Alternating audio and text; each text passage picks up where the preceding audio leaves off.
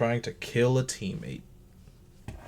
Yeah, that's how you get the next arc. Is you kill once you kill V, then the next arc starts. You know, those are the rules. Lucky for us, he's at one hit point right now with one max. All we have to do is deal 2 damage. You guys can speed run. You can speed run to the end. Just keep killing him. Sia, can you do 2 damage? Oh, Just definitely. keep cutting parts off of V, and eventually you'll get to the end of the game. That's 1 damage for each eye he no longer has. I'm Okay, sitting right here. I know. Oh, I'm I laying. All right, guys. I'll open up with this song, and I've got I've got some interesting stuff. I'm very excited.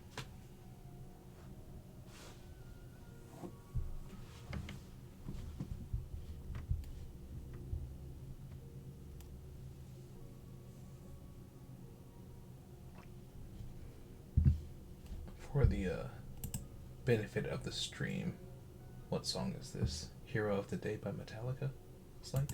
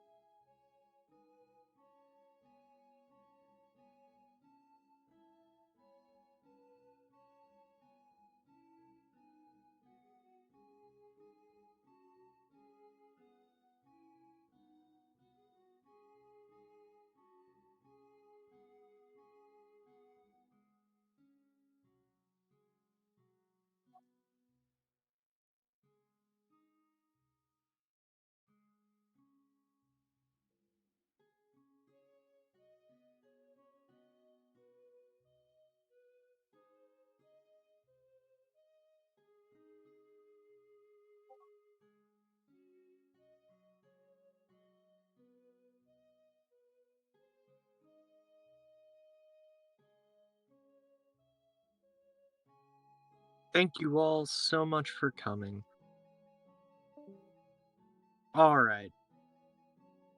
Today we are going to open up, and I hope you guys kind of see where I'm going when I start to kind of get into this. But yeah, we're going to open where we ended the last session. Eli, Hello. where do you think you've been this whole time?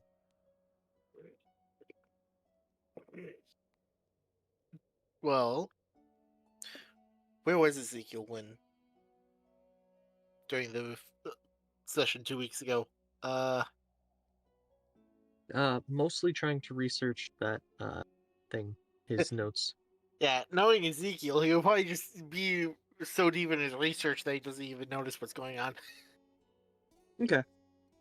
Eli, I have a breakthrough for you. Something big enough you might want to go tell everyone about. Ah. You will have deciphered a message. You've gotten a lot of messages kind of through going through all this that say something along the lines of, quit searching, you're never going to find anything. I hid it too well. Or, something to that effect. But you're also going to find something that seems as though, and of course it's all in the same handwriting, so it's hard to tell, but it almost feels like something else is talking to you when you read this.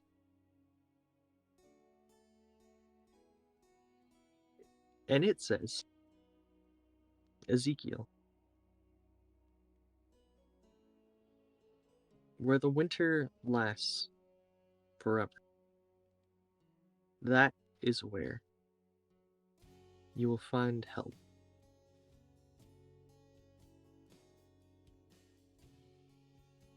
If the winter lasts forever, that is where I will find help. Correct. That is what the message says.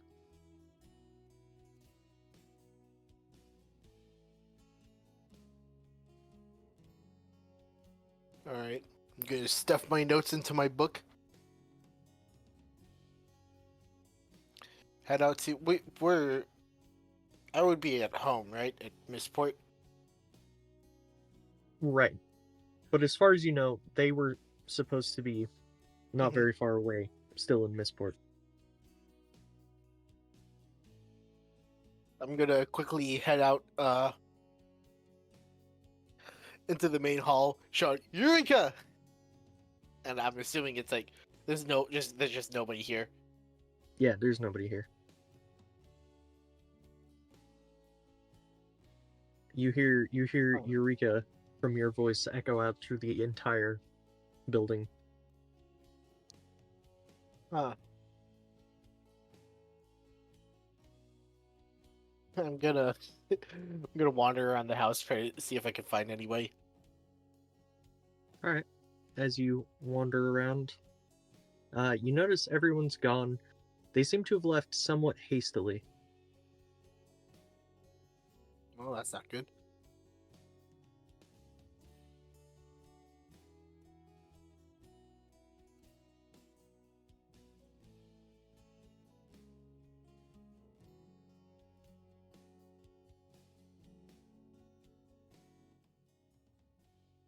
And actually, you know what?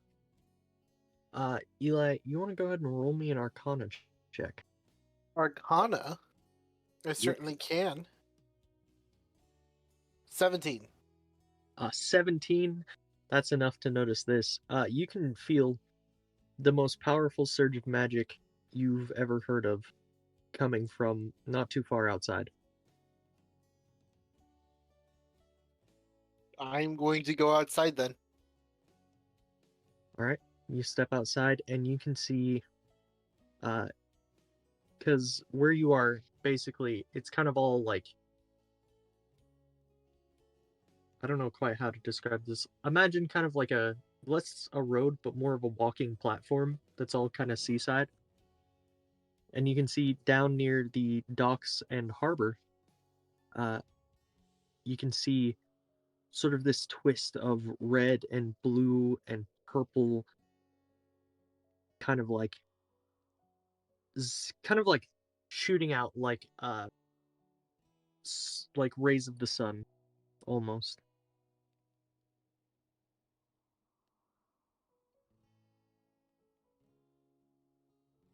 Well, that's certainly something.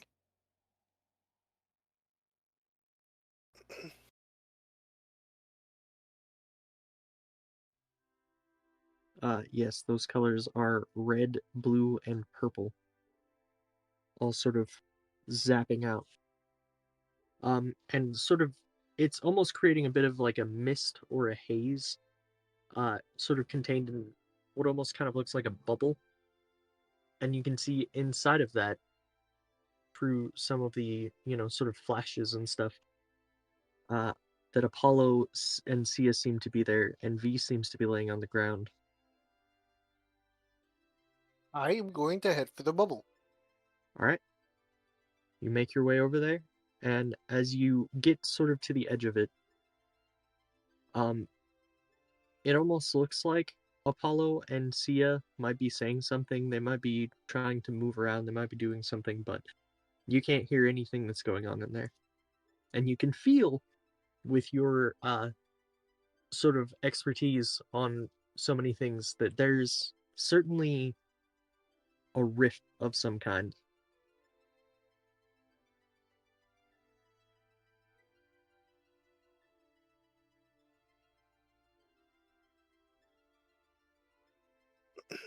Hmm.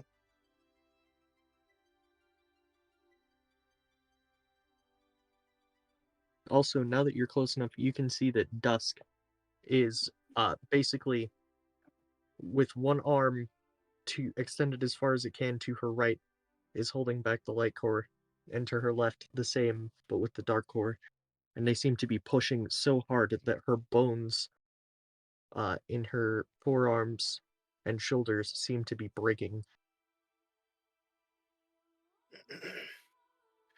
Oh shit. Also, you can now see that V is critically injured.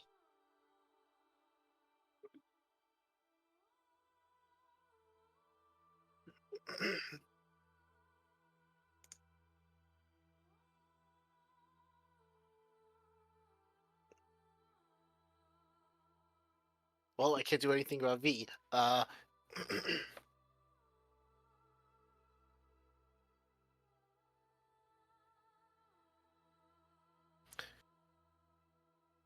I'm gonna quickly flip through my book, see if I have anything that can help out with Dusk. Okay. Yeah, so basically, Ezekiel, you can, before you get really to any solutions to the current problem, you would be sort of aware enough and have enough understanding and knowledge to know you have a pretty big decision to make, because you can't really affect anything from outside the rift, but you also know if you step into the rift, you're going to be subject to whatever is happening. Okay, so I can't do anything from outside, and I have no idea what the effects inside are. Correct.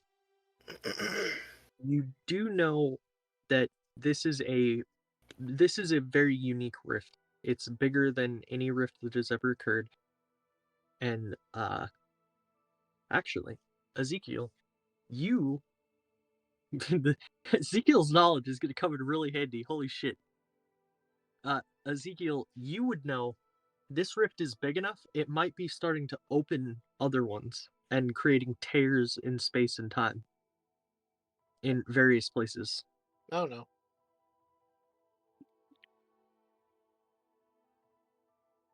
And so something you could do is if you could get there quick enough before something terrible happens, you can enter one of the other rifts that's happening and try to affect it from there, because it won't be as strong as the central rift. Hmm. Good idea. I'm gonna go look for a weaker rift to move through. Okay. So as Ezekiel, you start to run and kind of go look for this other rift. We're gonna hop over to Apollo and Sia. Apollo and Sia, you are face to face with Dusk. You can see the pain on her face, but despite the pain, she seems to be putting everything she has into keeping these cores apart. You can see her body is reforming and putting her bones back together, setting them and beginning to heal just to be broken again.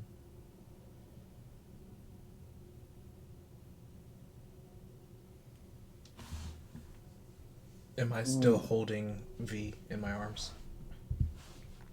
Uh kind of. I mean, I would imagine, yeah, you're still on the ground with V. Sia, I think Sia would actually be affected the most by this because of what's happening. Your bloodworms would probably be going crazy inside of your own body. And it's not really going to do any damage to you, but it's going to make everything harder for you.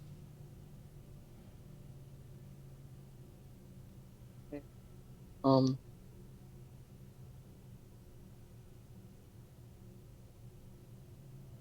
hmm, I don't have a lot. Oh, okay. I do have wall of force. Would I know if I put like a bubble of force around one of the cores, they won't be able to touch each other? Would you know? Okay, I'm not gonna lie. I always run into this issue. I have such a hard time hearing you. I got most of that. I think all I'm missing is what you're trying to understand. Sia, was the If I spell, were to cast, was that Wall of Force? yeah, I can. Wall of force can be a wall or a sphere around an object. So sort of like Force Okay. Cage, like V normally does, but full sphere of Yeah, force. yeah. Okay. Would you be able to cast that through dusk? Like you know. No, but I was gonna say, dusk. Throw one of the cores up so I could, while it's up in the air, cast a wall of force around it. Dusk can certainly try and do that. Uh, hmm. There's a couple things to consider here. All right. So if you communicate that plan to Dusk, she would absolutely try and help you. The only thing is she can't throw them up. She can put a lot of force to push it away, but you would have to have it timed perfectly.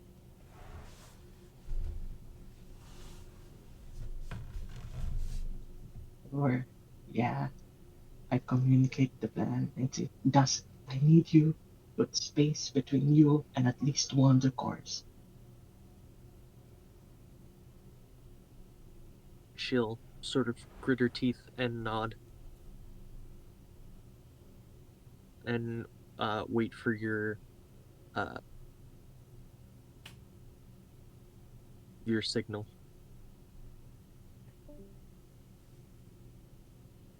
I don't know. Three, two, one, throw, and All then right. cast a spell. All right, see ya. This is going to be interesting. So what ability uh or what stat is your magic based in? Charisma. Charisma. Okay. I'm going to need a uh charisma saving throw.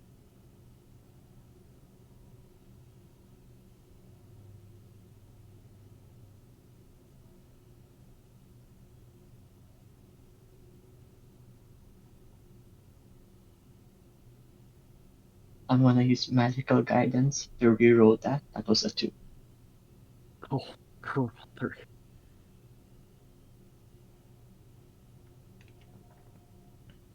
If a 17 fails, I can add 2d4. If a 17 fails, you'll have to add, you can add 2d4. Yeah. I would add the 2d4 if I were you.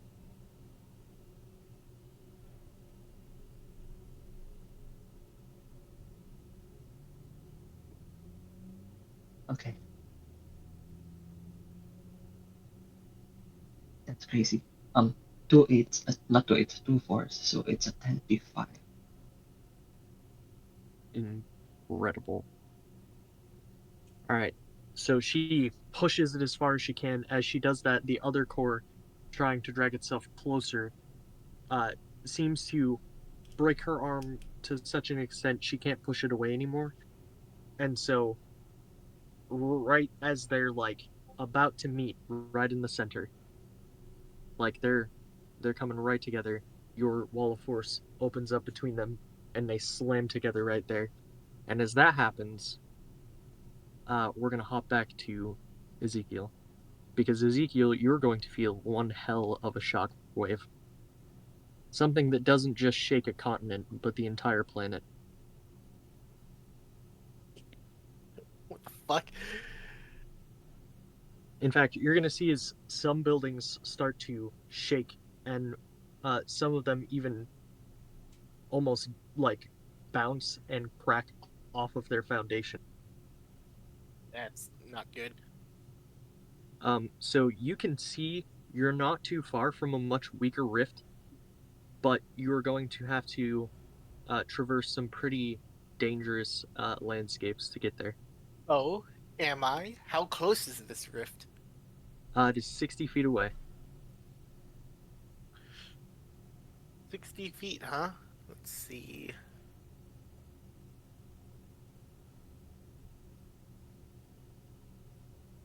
Yep. I'm going to. Well, Misty Step only has a range of 30 feet, but I guess, yeah, I'll use Misty Step. Yep, Misty Okay. Step is 30 feet. You may be thinking of Dimension Door, which is 500. Yeah. I'm But not gonna lie, I thought you were gonna go with Dimension Door. I'm not gonna waste a 4th level spell slot right now. I'm gonna use a level 2 spell slot instead.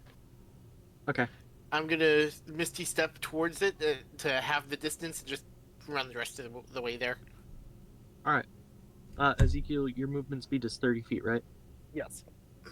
Alright. So you teleport over there like an absolute Chad. You teleport like there's a building about to fall right in your path, and you teleport past it. Let's go.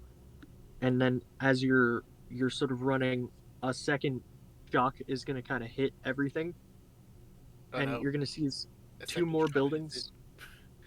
Yeah, another shock hit. There you're gonna see as two more buildings start to fall, and it seems like you can outrun the first one, but if you try to get past the second one, you're not gonna be fast enough.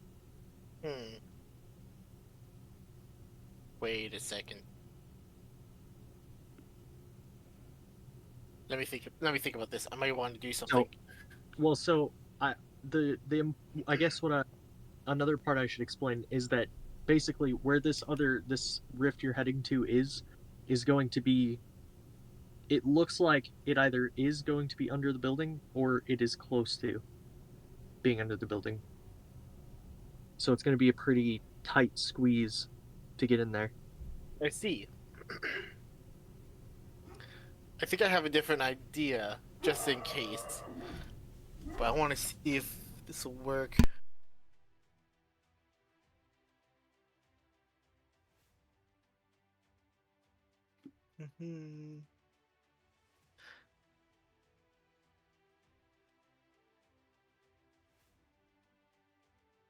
Hold on, I'm reading through a spell. No, you're good.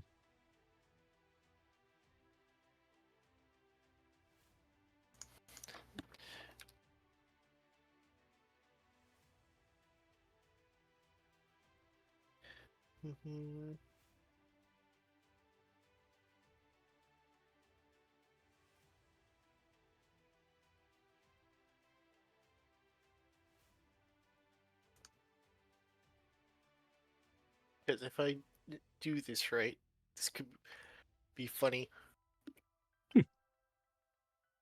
By the way, once you enter the rift, that will be the end of Act 1 of a 6-act session. Wow. That's right, I'm going thematical with this shit.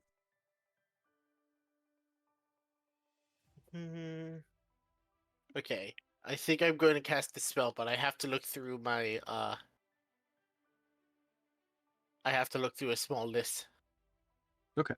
I should have done this at the beginning. This would have been fun. And I wouldn't have used a second level spell slot. I wouldn't have Misty Stepped if I had tried this.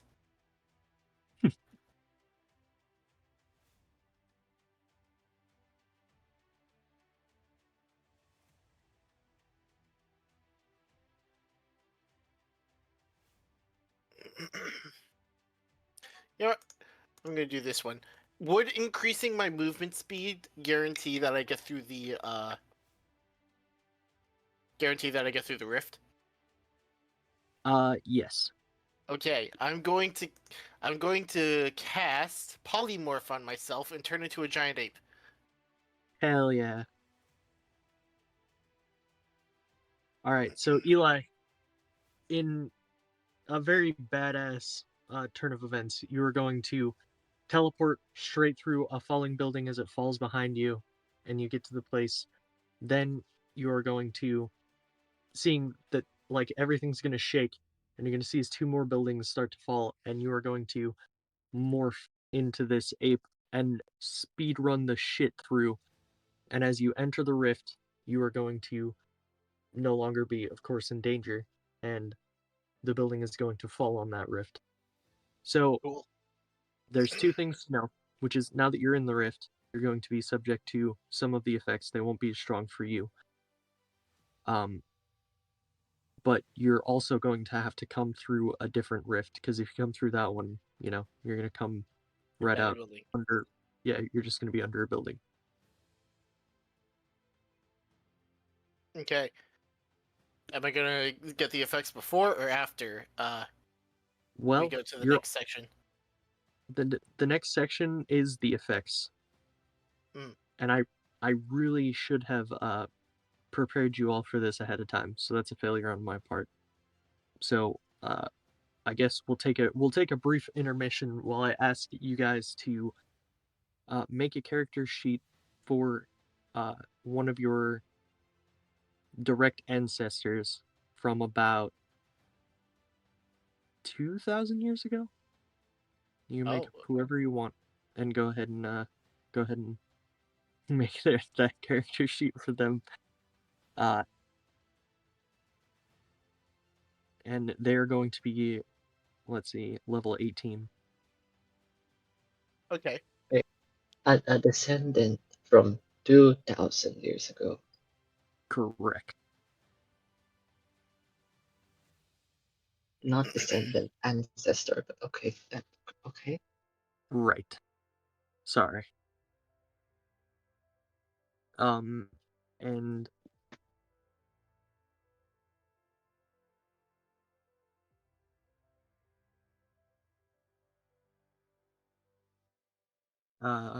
so some of the background you are going to need is that you all know each other, and you're sort of,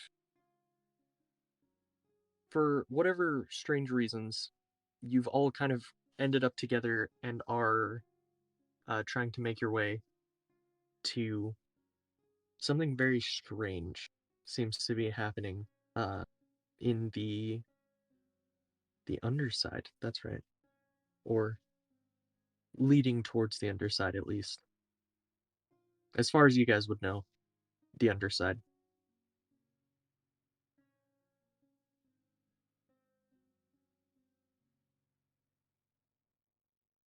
And while you do that, I'll be right back.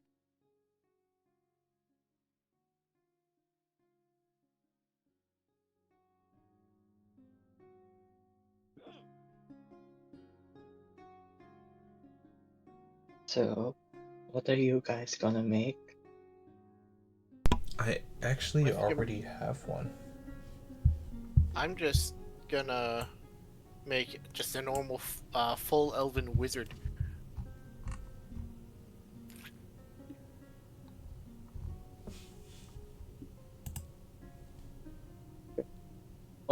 What are you making? Ike. Also a wizard, I believe. Also an elf, if I remember correctly. A high elf, yeah. A filthy noise here. Ike, we could do the funniest thing right now. Oh. What background are you going for this character? Let me remind Oh, myself. it would be. Oh no, it wouldn't be. I don't remember if it was noble. No, he was a folk hero. Oh, Kiro. All right. Here is my I have a. Why am I forgetting? I forget a word and I just can't remember it. And it's like a simple Proposition. word. I have a proposition for you, Apollo. Oh. Ezekiel and Apollo. Cousins. That. Yo. Oh my god. Wait, so does that mean you'd be making the character I'm making his like brother or sister? One of those two? Yes, I'm down. brother. Yeah. I'm down. Elvin brothers. So I will say the Leave character I'm going with is one that I've already played in one of Avery's one shots that just happened to be set in the same time period and is a direct, I mean obviously a direct ancestor to Apollo. That was our requirement. Okay. Yo, sick.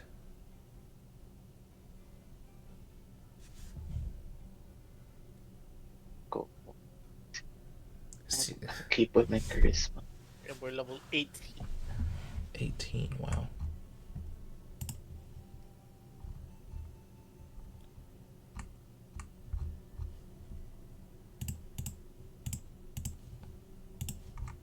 I don't even know what feat to take.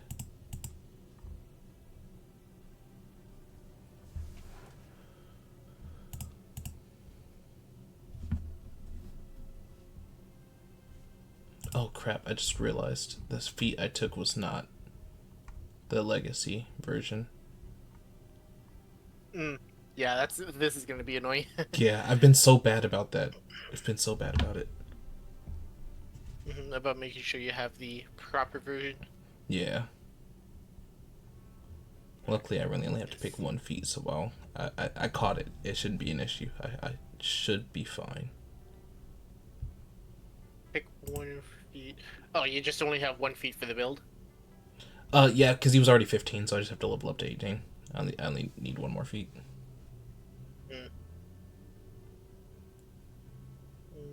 Okay, let's see.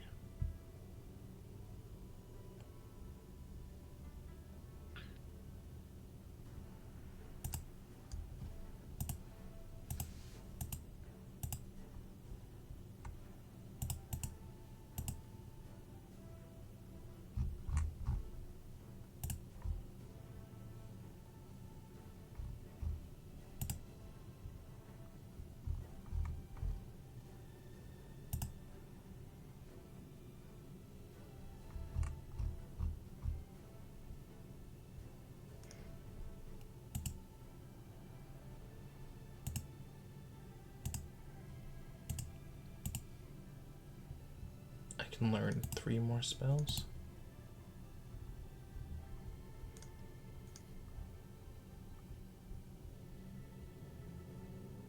It's time to learn Wish, boys. No, I'm joking.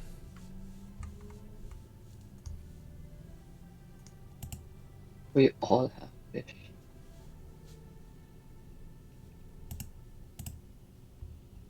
I think Wish works different in Petornia. It's very access gated.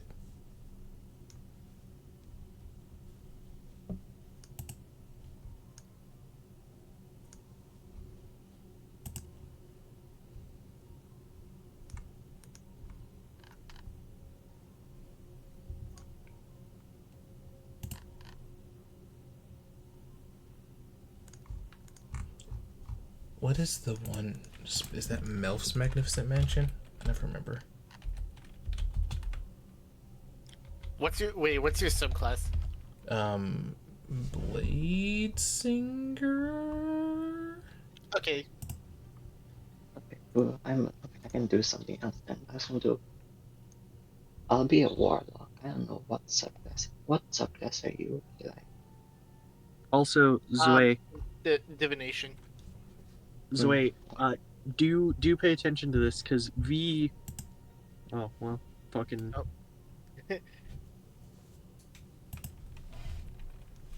Reasonable, I suppose.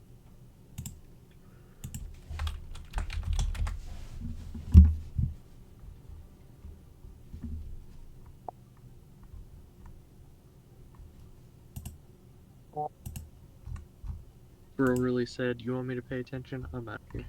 Alright. I'm sure he'll watch it tomorrow, since he'll be in bed rest.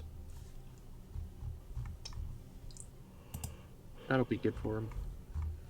It'll make him God, heal up real I'm- fast. Yeah.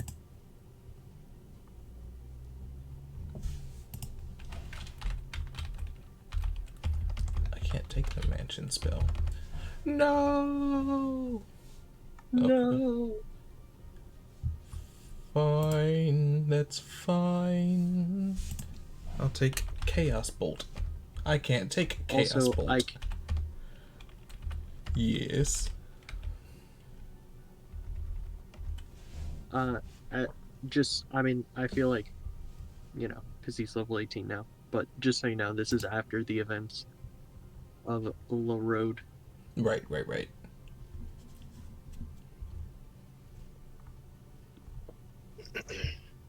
Also, just for clarification, this is narratively being, like, you're playing the characters, like, you're not playing as, like, Apollo being this person, but your characters are all seeing this through the first person of, you.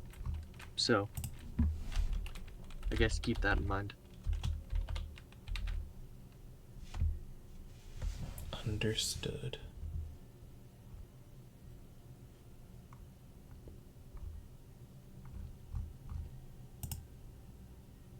So excited. Act 2.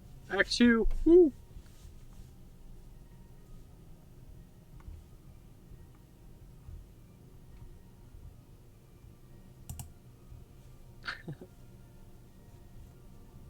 Thing I definitely did not plagiarize from a popular No Sleep story. And steal and put in Petornia and make important lore stuff about. That would be dumb. That would be terrible. Steal like an artist. It doesn't hurt. It doesn't. It really doesn't. It's okay. It doesn't.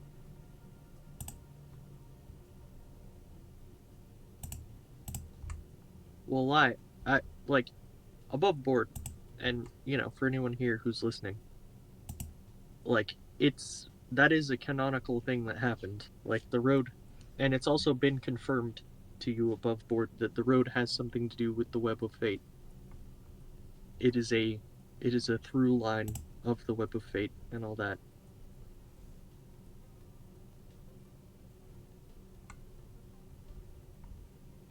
It is important to the story.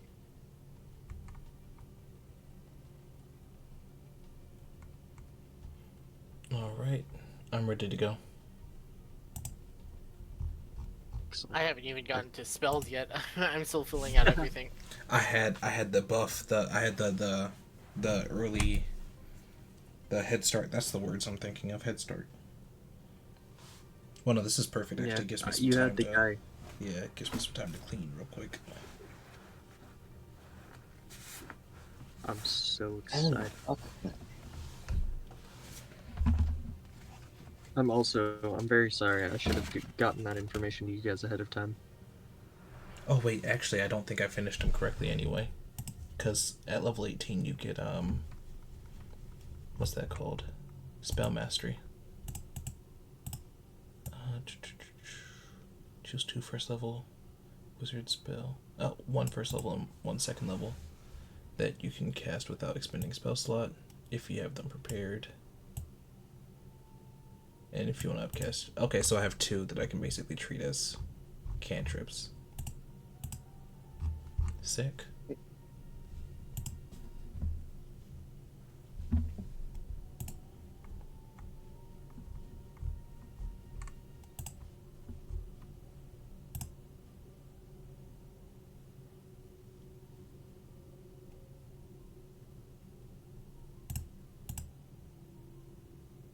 I'm so excited, so hyped for today. I'm For all the also things we're going to do. hype and excited. The wonderful adventure. The things you will see, my friends, the things you will see. Also, I'm going to open my second, well, actually third can of Del Monte, not sponsored, pineapple drink. Oh, that sounds so good right now. Although, Del Monte, if you want to sponsor me, hey, you know, DMs drink Del Monte. I would do a Petornia themed ad campaign with you. I would absolutely do that. We could have like Iktar drinks Del Monte. yeah, Iktar. Dude, if Del Monte released like juice-based energy drinks, I'd be so into that. Natural Like just energy. like brew Natural like tea. juice. Yeah. Yes. And just be like, yeah. Only real Petornia gamers drink Del Monte.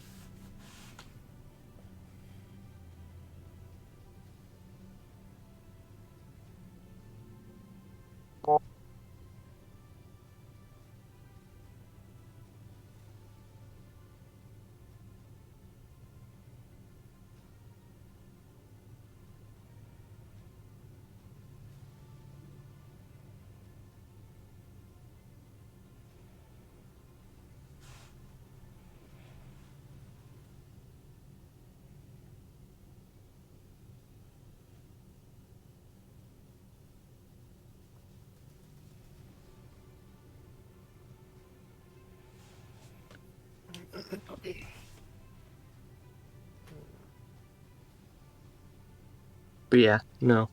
Del Monte, listen, pineapple drink. 100% pineapple juice.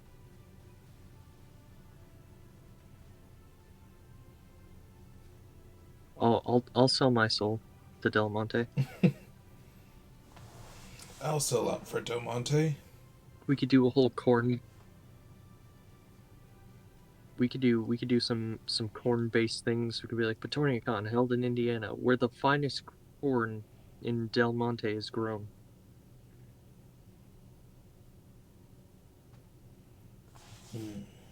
Del Monte. Tasty.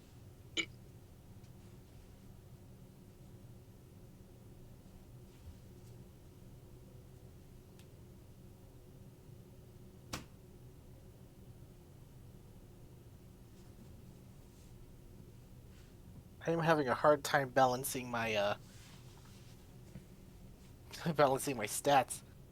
Screw the balance. Throw it to the wind. Min-max damage. You don't I need don't health wanna if you use, never I get don't want to hit. use this +1 in my ability scoring premiums. Go all in. You don't need health if you never All get hit. in, baby. Yeah. What's HP for anyway? Don't worry. There's definitely not going to be chaos. It's Petornia. When has that ever been known for chaos? Yeah, Petornia has no chaos whatsoever. Everything is predictable. 100%. Don't look into it too much. Name one thing that happened that's chaotic in Petornia. I dare you. Lie, shut your mouth.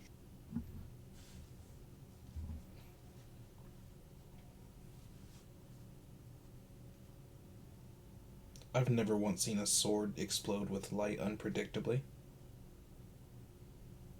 That would be wild. It would.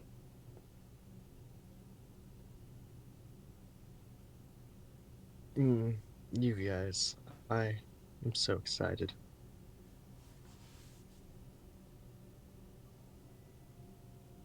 Okay. Done. Now oh fuck, I need to pick my spells. I'll do that later. Was there stuff for inventory, or are we just... No, you can get as in depth as you want. Listen, you have Okay. 2 more acts as these characters after you're finished with this one. Okay.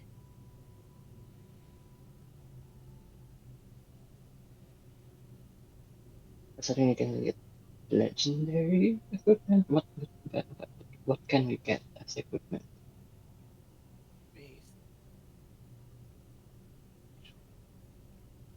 Yeah, Avery, what is and isn't off limits? Not much. Go crazy with it.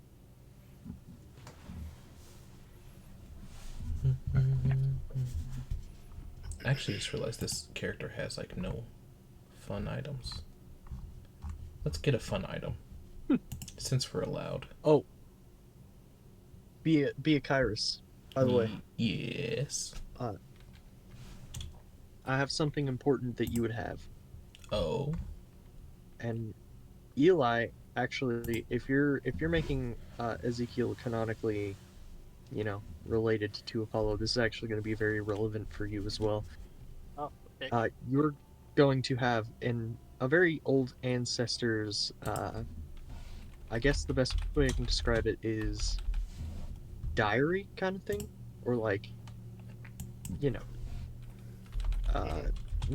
like a novelization of his life.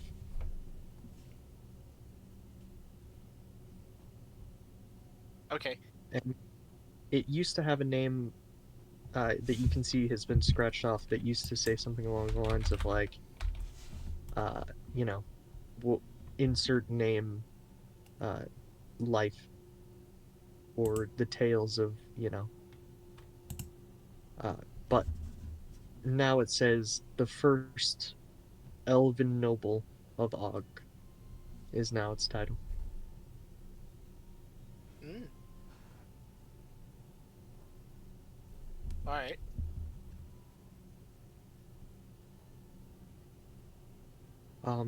And this is going to be important. Sia, you're also going to have a thing, which we'll get into after I kind of get through this with these guys. You can see that it basically details a young elven man born into basically nothing in Og, during an era of pretty extreme turmoil, especially for elves in Og, because Og had just become a superpower by taking over the nation formerly known as Hawaii. And you can see that this person, sort of details how a lot of his family left to the new country, which I think Apollo and Ezekiel would both know would be in Sori, but he stayed back. And kind of just began to travel around Og, kind of sort of learn things. He's from the east part of Og, by the way. He managed to dodge a lot of the labor camps that the elves were put into, and kind of made his way farther to the west. And when he got out west, he found a very small town called New Misport. And he sort of just camped out there for a while. Sometimes he was a bit of a grifter, sometimes he was gambling, sometimes he was stealing to keep himself alive. And for a while, he kind of details how he fell into just sort of a spiral where everything was bad, everything sucked. Nothing was really going well for him. Until he talks about meeting this woman, another elf, and it says she, has kind of set up a life for herself. She has a house. She is doing pretty well, but for whatever reason, she takes a liking to him and kind of takes him in. And at first, it's just kind of just friends, but over time they eventually grow closer and one day decide to get married.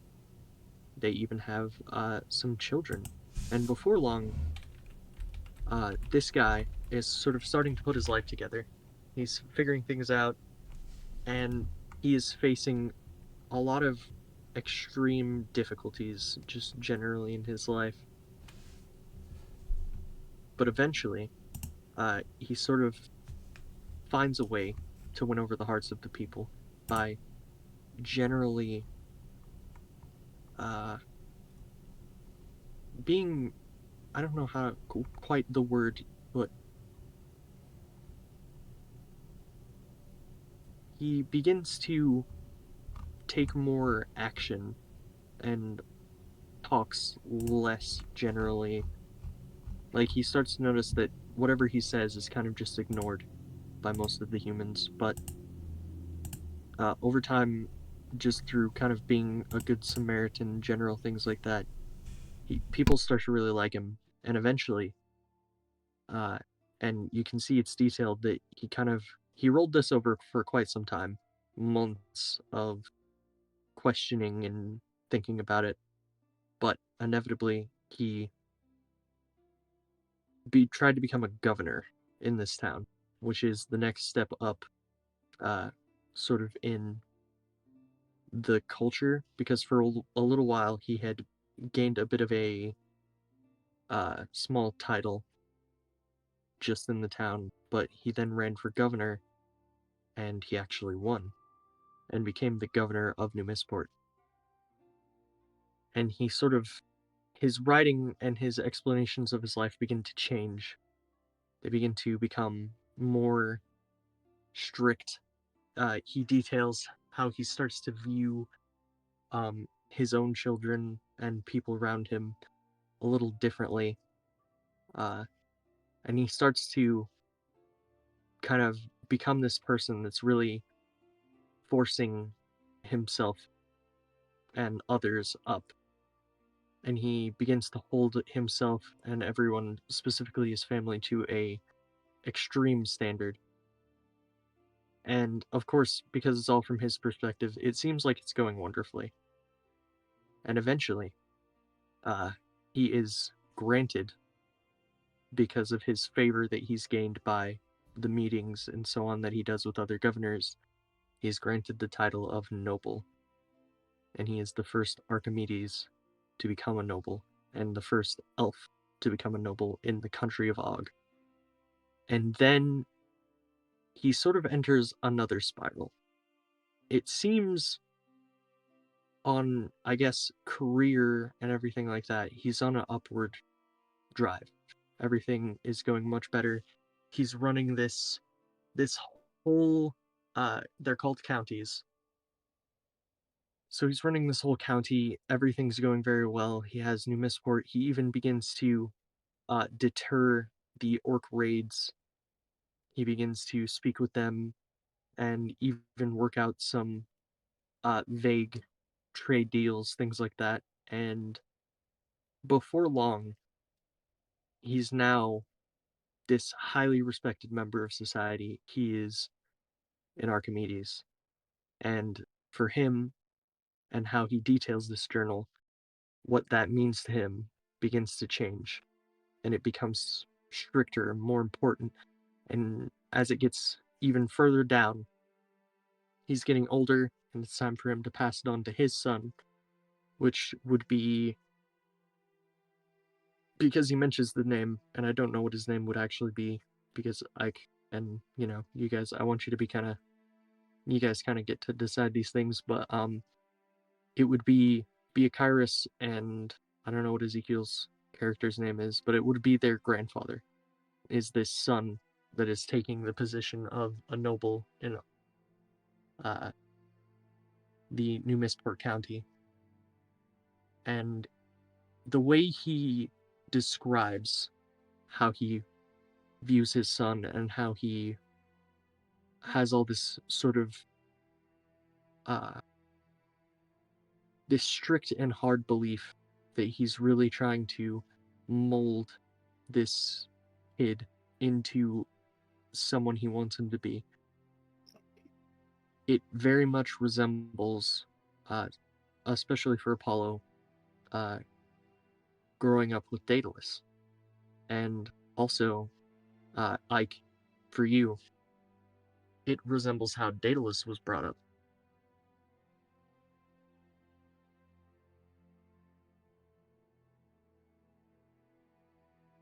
And basically where it ends is him sort of saying, I've done well in this life, but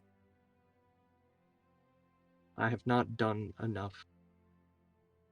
I only hope that I have raised my son in such a way that he can be the hero of the day.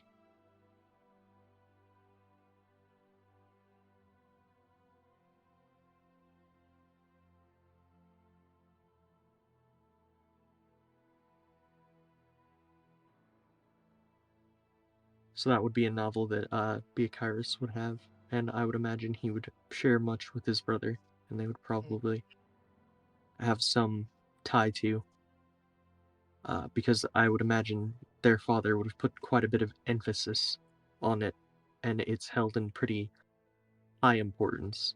It's sort of held as like a standard for the Archimedes family in general. Now, Sia. I don't know what your character's name would be, but he would also have somewhat of a journal, but it is less of a journal and more of like a... I guess it's written like a business list. Like it's written more like it's data than anything else.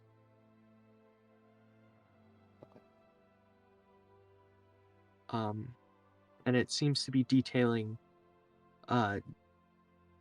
like names, places, it even talks about weapons, means of death for a lot of these people, but it's written more like a police report than anything else. Some of the names are completely sort of blacked out, and through kind of all of this, there does seem to be some little things, like little pages that are, I guess, more inner thoughts of whoever wrote it, which I don't believe your character would actually know who wrote it. But they're written in, what would it be?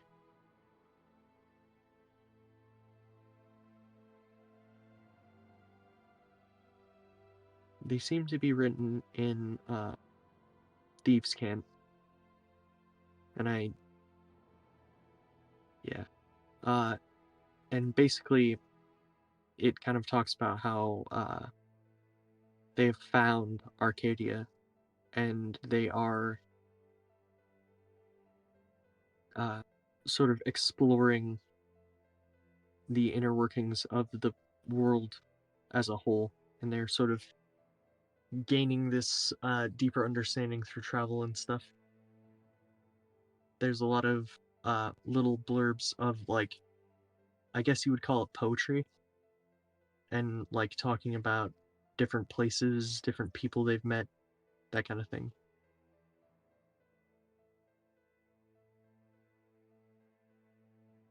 And this one doesn't have like a planned ending. It seems to just end abruptly.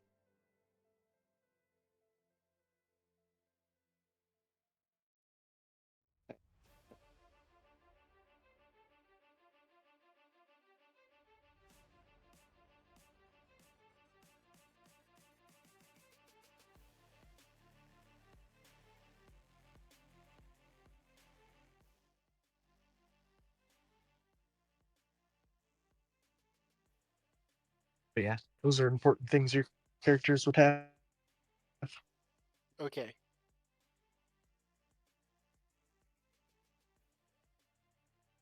Alright.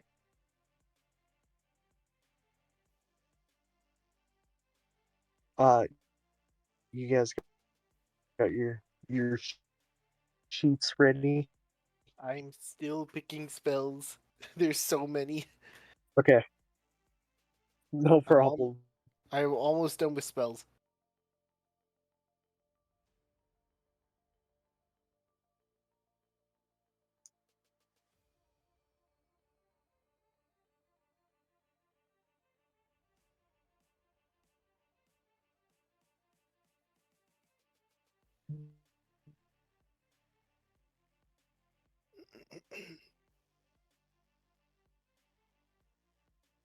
So Avery, I want to clarify.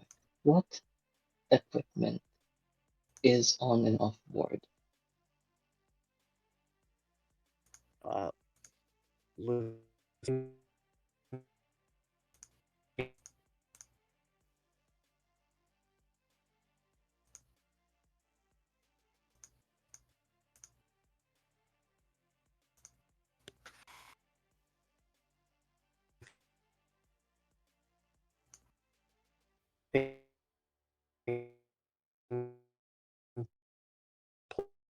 plus 3 is fine. Is he a little robot for anybody else, or is that just me? Yeah, And yeah, yeah. he is bugging out.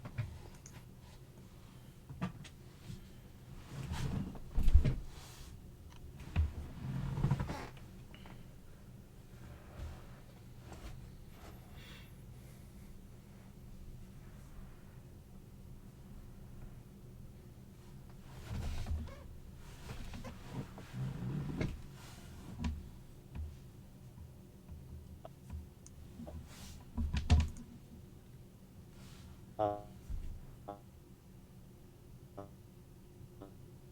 uh,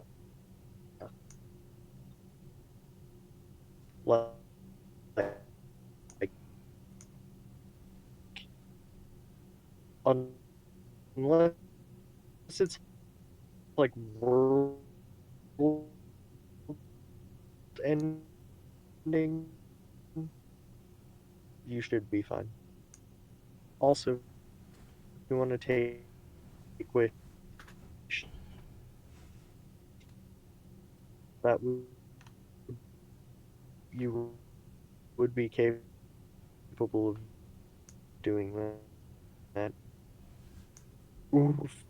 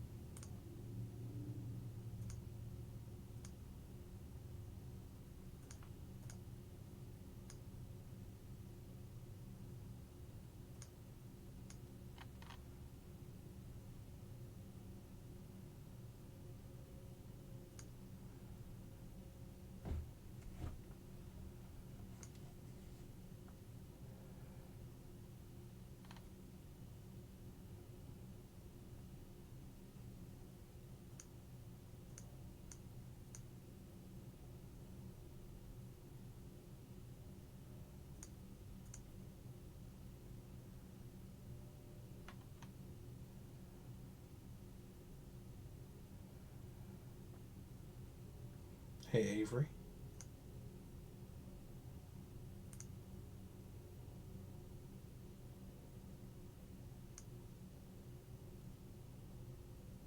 Yellow.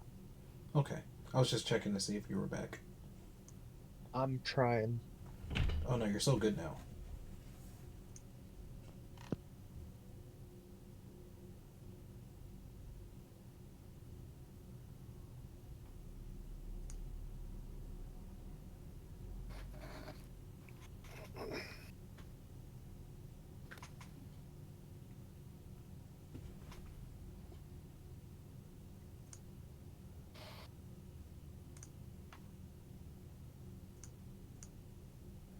So many spells to choose.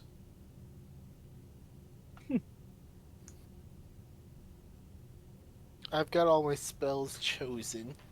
Now I just need to get them all prepared.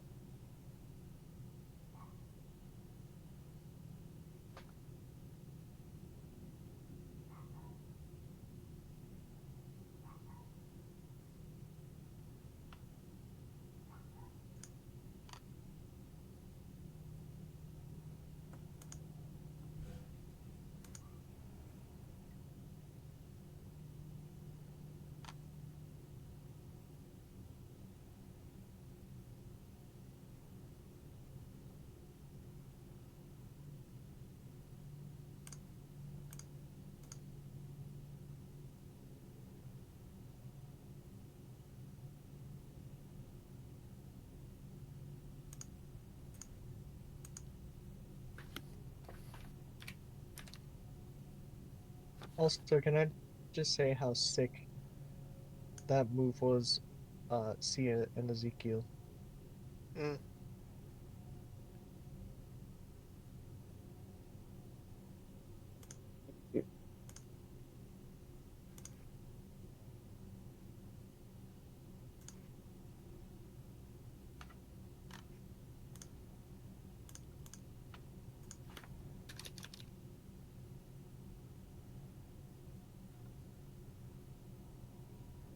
I might break this up into 2 sessions. I'll do 2 more acts here, the one I'm about to do, and then the one after that, and then we'll do next session the other 3. I might be kind of sick. Yeah, sorry this is taking so long. Wasn't expecting to have to make a character. No, you're so good. It's my fault I didn't tell you guys.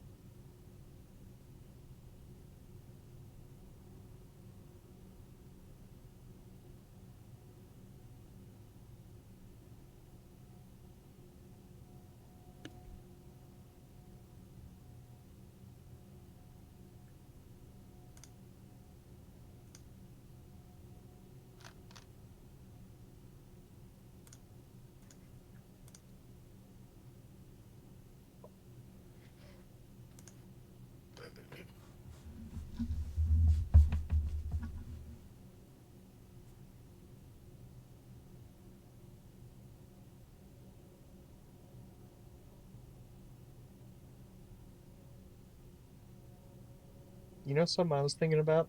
But it might be weird because it'll be over. What's that? What is it? Almost, I was almost thinking about doing a second Petornia Con next year, Mm. but I don't. It wouldn't make any sense because Petornia would be over. Do it anyway.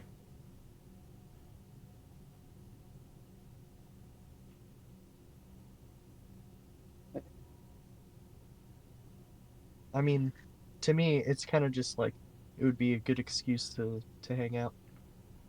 Yeah, Petornia is about community. It is. It's about community and psychotic breakdowns, mostly done by me. Are those contagious? Probably. I gave you schizophrenia. I'm sorry. Pain.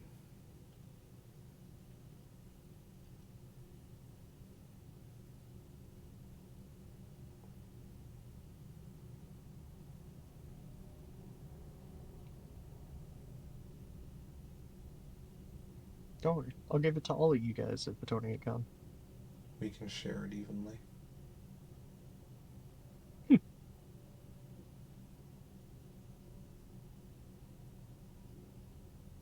Also, I do have to apologize that I'm so tired.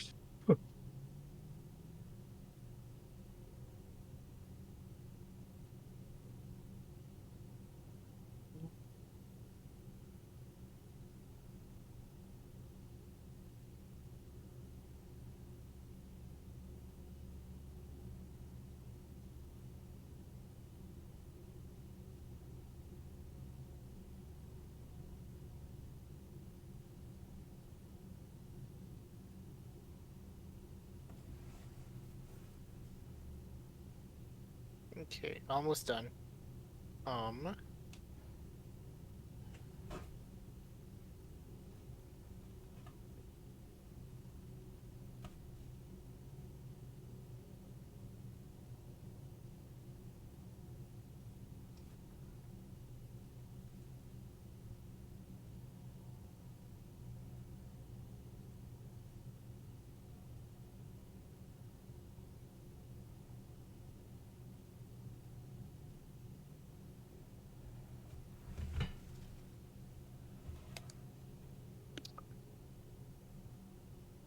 Alright, I think I'm ready. Sorry, that took so long. No, you're so good. Sia, how you doing? Yeah, I'm done. Okay. And I would imagine Ike is prepared. Oh yeah. Hell yeah, man. All right. Could you? I know Beakyrus because I've done a session with him before. Uh, But Eli and Sia, can you give me your characters' names? Um,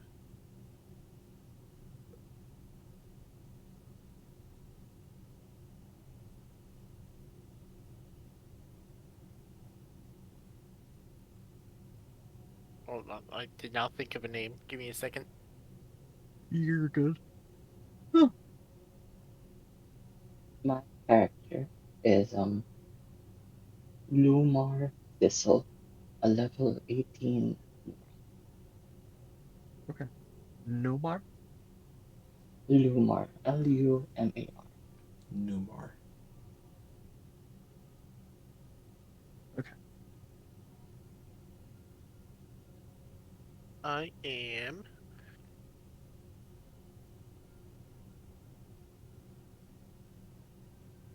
I am Roran. Roran. Roran.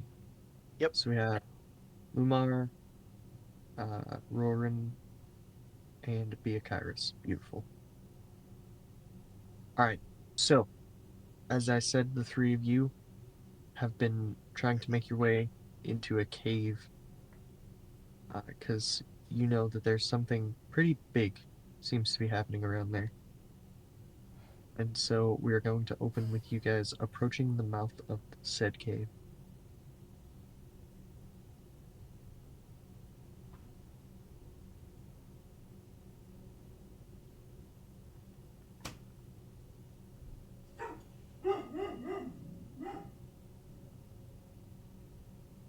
Thank you, Bear. Yes. Uh, We're yeah. You're gonna have Bear. You're gonna have to roll stealth for that one. I'm sorry. are we expecting anything specific out of this cave, or are we just sort of responding to rumors?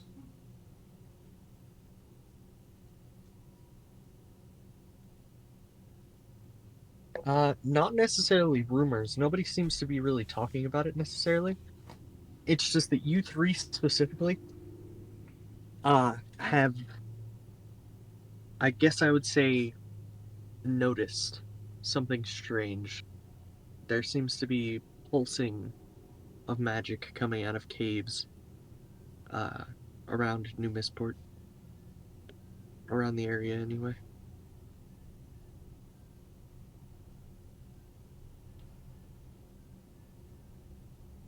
I suppose we should just go ahead and go check this out then.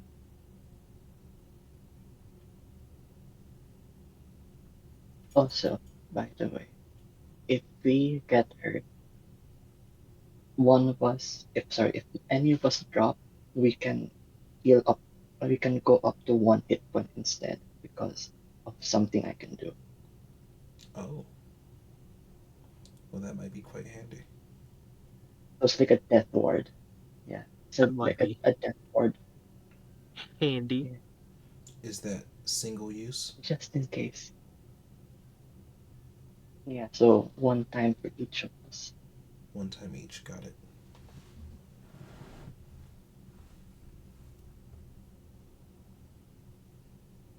Yes, anyways, go on. Sorry.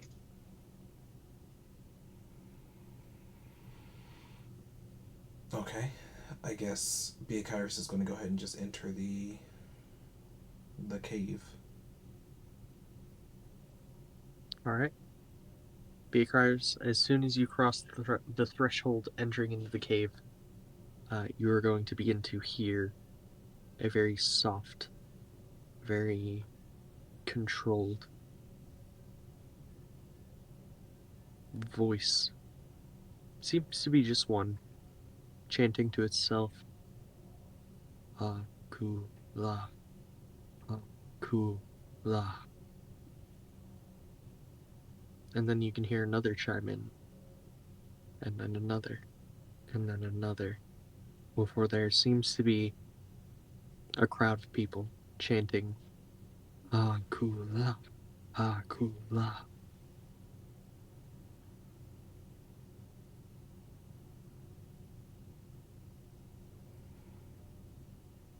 Do we see the people are chanting, or is it like voices reverberating? Their voices reverberating, so you're just like you've just entered into the mouth of the cave. But as you hear this chanting, you start to feel the pulse coming. Big Kyrus kind of turns to his allies here and he goes, were we expecting a cult? Or I'm not sure, but this feels like a cult.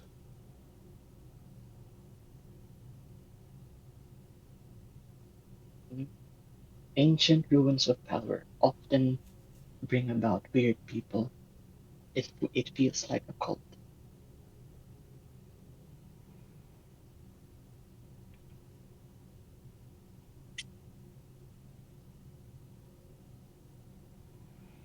All right, what do we want to do? Press on?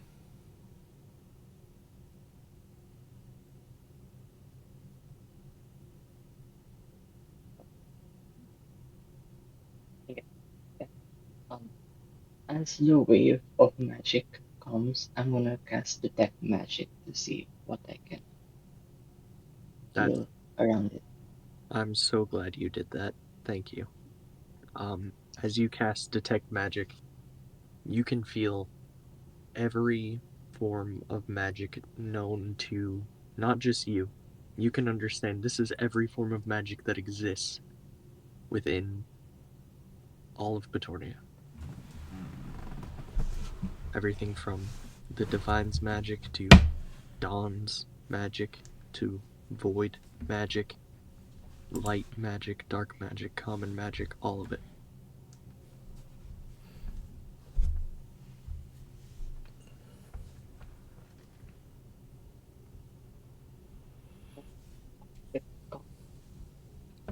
Every source of magic is pouring out of this place. I think we should press on. And as I imagine you guys kind of know above board, Dawn wouldn't exist yet for quite a while. Numar, But I mean, do you get the feeling that we're in danger?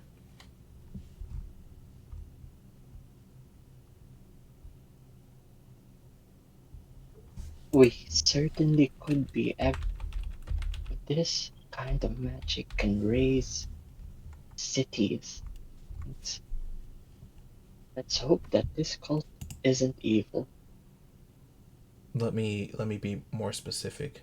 Do you think that our exposure to this magic is dangerous?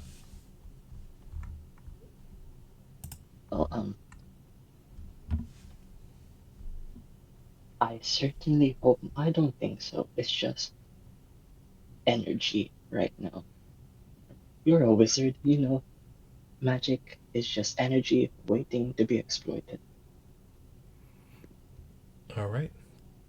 Then by all means, let's press on. wonderful. As you press on, you will enter a very large chamber. And from here, you can see this is a very big area. And yet it almost feels small because there are so many, not just people, but entities, gods. Everything is here.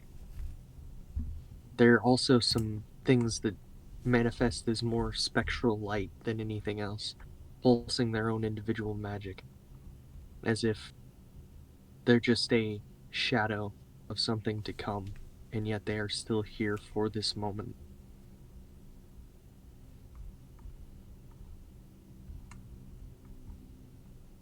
And you can see something that everyone seems to be their own unique thing. There's one of every kind.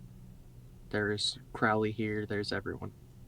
But there are a lot of little guys. I have an image, a reference image for them, that are sort of standing with them that seem to be not just egging them on necessarily, but essential to whatever process is happening. And in the center, you can see a round table with no carvings in it. And it seems to have what looks like a large syringe almost. And it seems to be building up with this, I guess, gray looking fluid. And you can see this large stone orb, sort of where the needle would be pointing at.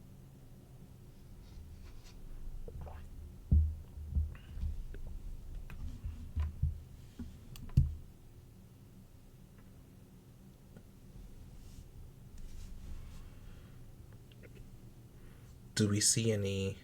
I guess we see the creatures that are in here. What do they look like? I just posted that in general. Oh, it's an, oh, I see. Sorry, I'm looking at like 4 different monitors right now. Yeah, no, you're good. Ugly little dudes. Do those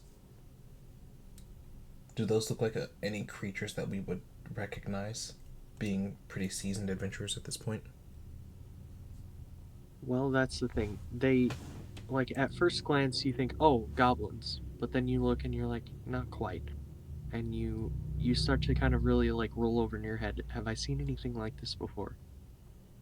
But they don't seem to be of anything or related to anything else.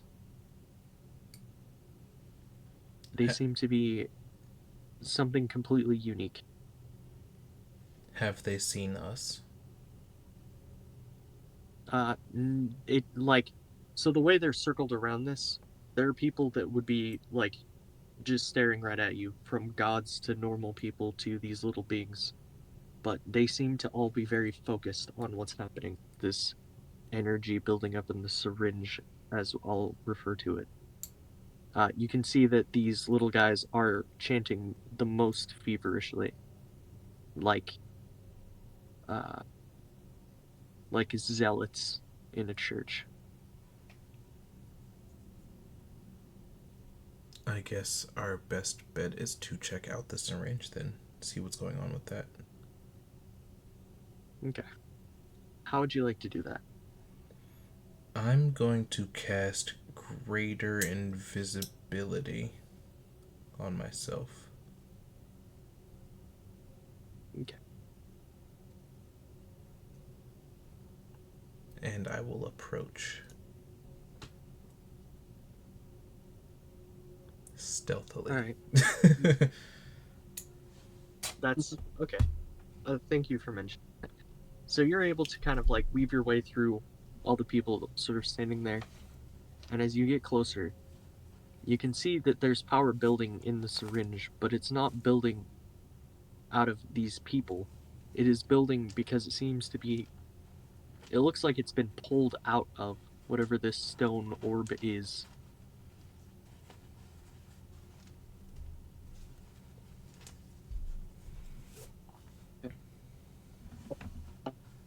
Say, before we entered, I cast telepathic bond on all of us so we can telepathically communicate with each other.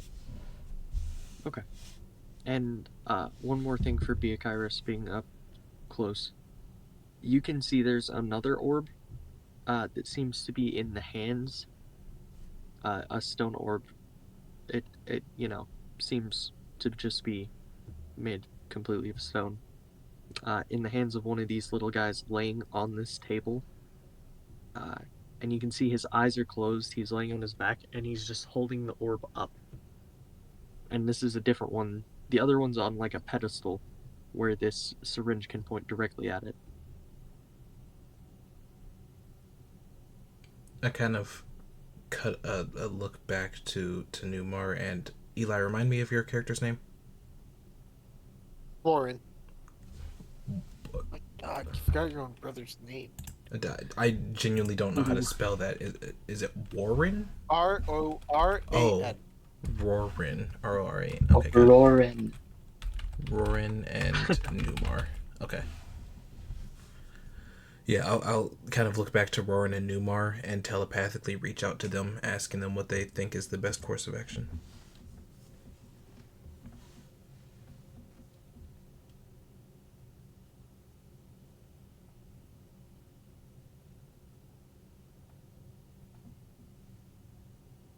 And Literally everybody is here, so we can Yeah. do. So just to clarify, the entire pantheon, there are 50 gods here, including Iktar, just so you guys know. They're all here. Uh and they're all contributing some part of their magic to this. People that are completely opposed to each other. Onscan is here. Fucking all of the divines are here. Fate is here.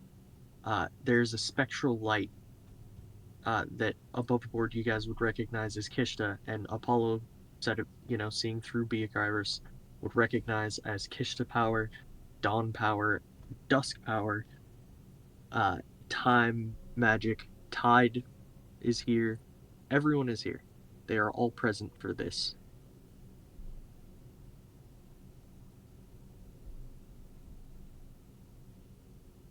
should should we be stopping it? Again, this is Beakairos asking Newmar and Roran, should we stop this? I do not know. All of the gods would, I believe, try to kill us if we did. Like, this looks very important to them. Are we just While here you're to sort of witness? while you're sort of here, the next chant of Hakula is gonna hit, and the next pulse of magic is gonna hit. And now, since you're so close, you are each going to receive, I guess, what I would call a vision. Individually. Beakairos, you are going to see what appears to be a average human man standing before a snake of some kind, creating an Ouroboros, and you can see this sort of floor, almost looks like a carpet of so many hands on the ground, all twisted together. You can see as a very strong black dragon stands presiding over this. You can hear all these voices whispering, saying strange things. Everything is so dark, but the sky is so red. And the human steps over the Ouroboros and lays in the center as all of these hands begin to fold over him, creating this agate-esque structure.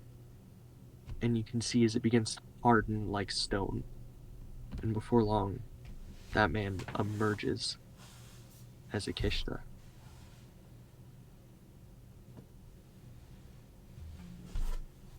After that, we're going to flash to what is, Roran sees, and Ezekiel, because you're both seeing this. You're going to see as there are these two. Well, I think Roran would know about the light and dark core. So you can see as the light and dark core, they're sort of swirling around each other so fast that you can't really differentiate them, and it almost looks just like a purple haze before they burst and explode into these shards that scatter across the world.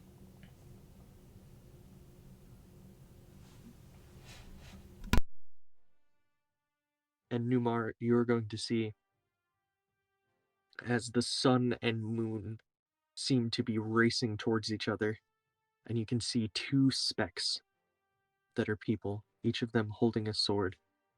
Now, Sia can also see this, and Sia would know that the one on the moon is Artemis, Apollo's sister, and the one on the sun is Apollo.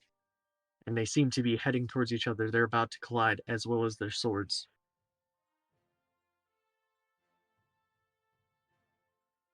And then the pulse finishes cutting through you, and now you are back to just kind of seeing everything as it is, you can see everyone sort of gathered around, and since the pulse has happened, you can see that more magic has left from this orb and entered into the syringe.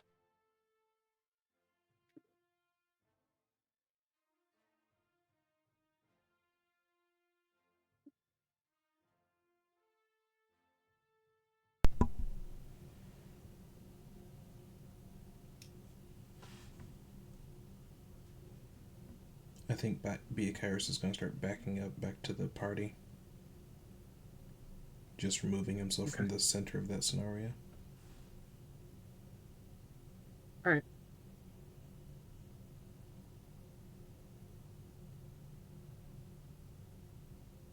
You sort of step back, and as you're stepping back, you notice as people start to, each of the gods and each of these people, and the people, you would actually recognize some of them. It seems to be all of the world leaders of every nation stepping forward to engrave this table in their own language, saying, "We agree." And the little guys seem to carve in their Hakula.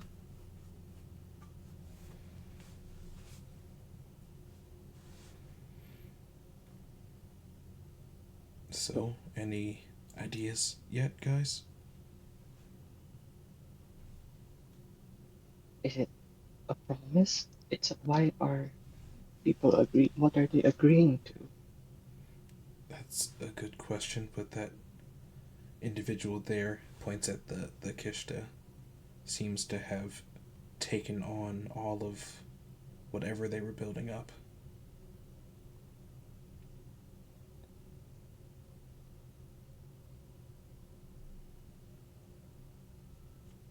As you're sort of watching this, the next pulse is gonna hit, and this time you guys aren't gonna see anything, but you can see as Crowley, Iktar, some of the world leaders, a few of the gods, including Yen, start to put their hands over their faces, and you can see as tears begin to stream out of their eyes through their hands in extraordinary amounts.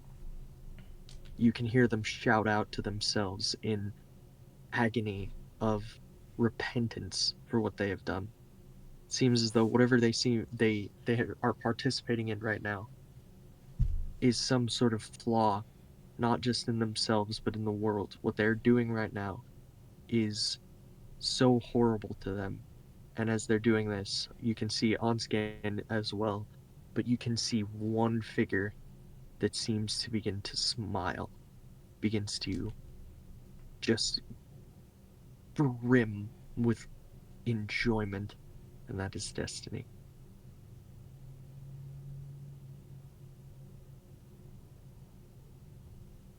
And as the next chant and the next pulse comes, we're going to enter Act 3. Apollo, you hold V in your hands. You can see he's certainly alive, but he's not well. You can see as the two cores, only kept apart by this wall of force that CS seems to be focusing on and has to focus on to keep the two from touching. You can see as Dusk is sort of in the back, healing herself, preparing to do whatever needs to be done. And Ezekiel, you are going to sort of show up here, but you're a bit more spectral to them.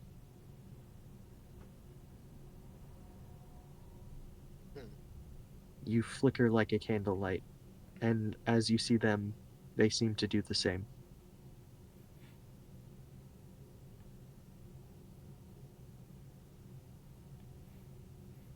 Ezekiel. Ezekiel, I don't know what to do.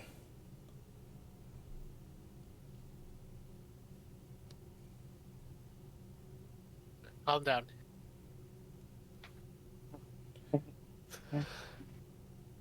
Separate them for too long. We need to separate them farther away from each other, Ezekiel. We can't touch them. How do we separate something we can't touch? So, me being spectral, I'm not physically. I'm not physically there.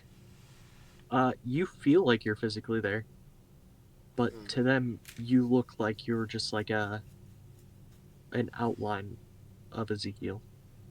Okay, so I'm still I'm Ezekiel shaped instead of giant gorilla shaped. Right. And to them, like, or to you, Ezekiel, they seem to be just an outline of themselves. Mm. Can I try casting a spell? You sure can.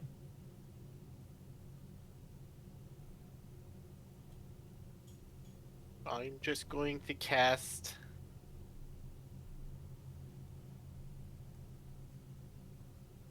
I'll just cast. I don't really have a spell I can kind of just toss out. It's okay. I'll cast a mat. Is there a rock that I can target? Sure. I was just gonna say, cast- Ezekiel, if you want to go wild on this, don't worry. This is gonna turn out well for you. Oh wait. I'll just tell you that above board. Okay. I'll cast Mage Hand. Okay. And try to see if it at least shows up. Oh, it certainly shows up. And if you were to cast a spell, you would not expend a spell slot. Oh. I'm gonna Also- cast. Hold on. Okay. While you do that, I have a description for Apollo too, real quick. Apollo, you can feel, and I don't believe you had this on you when we started all this, but you do now.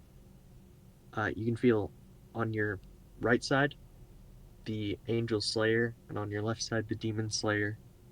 They seem to call out to you.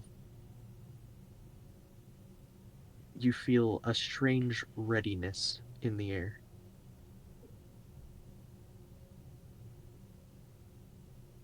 I'm going to very intentionally ignore the Demon Slayer. But I will listen in for whatever that readiness may be. Okay. Wonderful. Apollo, you are going to begin to see something. Something very interesting. Something no one else can see. Not even the divine. You can see what appears to be a thread running through all magic, everything, trying to pull the two cores together.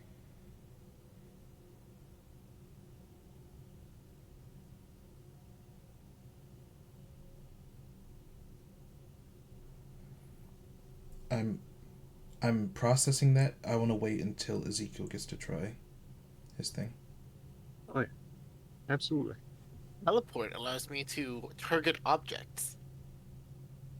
Right.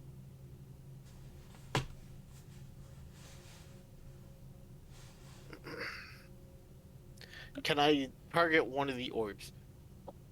You sure can. I'm going to target one of the orbs and send it.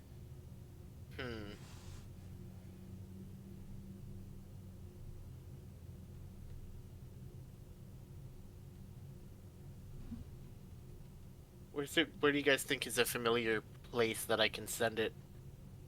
That won't have someone just randomly stumble on it? That's a very good question. We could send it to a room in the tower.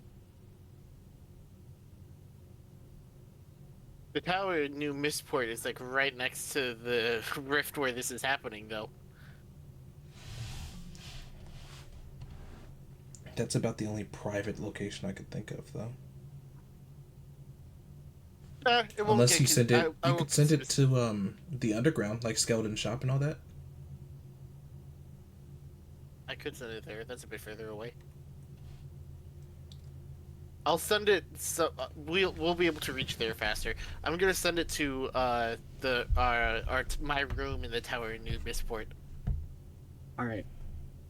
So this is gonna be the closest I can get to a Petornia QTE.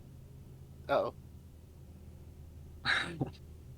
All right. So Ezekiel, you doing that, you've opened up an actual chance for Apollo to make a strike.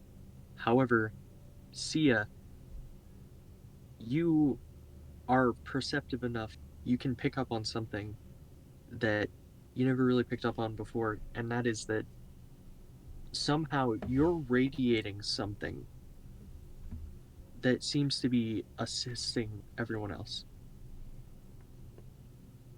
There's something coming off of you. You feel a bit more lively, and for whatever reason, you feel as though you need to grab the dark core, which is the one closest to you, and take it as far away out of here as possible. So Which core? Okay. the Which dark core core, is no, which core is Ezekiel targeting? The light core or the dark core? I would imagine the light core. That's what I was going with. But if Ezekiel, we can switch it around. I was moving the light core. Yeah, so the Okay. light core is over there. Apollo, you can see as this thing that's trying to pull them together gets a little bit tighter, but it's not quite tight enough that you could maybe cut it apart. So Ezekiel got it far enough that way, but Sia, you can see you need to take the one core remaining and take it as far away as you can. To touch it. Actually, no. Um, so I have the dark core surrounded by my wall of force, right? Mm-hmm. So can I touch the wall of force and dimension door 500 feet away? You sure can, in the state that you're in right now. God, And I I love do. this. Okay, so you grab the sides of it and you begin to pull on this core and you dimension door, and because of where you are, 500 feet away, the opposite direction, you're going to dimension door basically right above the sea. But Apollo, you can see that the string is now pulled tight enough. You might be able to sever it. I'm gonna gently set down V's head as I stand, and in that same standing motion, I feel like he's definitely more familiar with the Demon Slayer. Can you describe to me Of what course. type of sword the Demon Slayer is? It is effectively, I guess the best reference I could give you is a cutlass. All right. He will, as he's standing, draw the cutlass, raise it above his head, and attack with a downward motion. Attack this thread. Okay. You swing down and you can see you cut half of it right through. You cut this thread like right in half. But you can see that you pushed hard enough that you could sever the other side, but it didn't sever for whatever reason. And you can see as it begins to very slowly, although I guess slowly because of, this is a big moment, there's a lot happening. It's very fast, but slowly to you, begins to grow back together. Seeing this and trying to react as quickly as possible for fear that these might come crashing back together, Apollo will reach with his offhand, grab the Angel Slayer, and attack once more.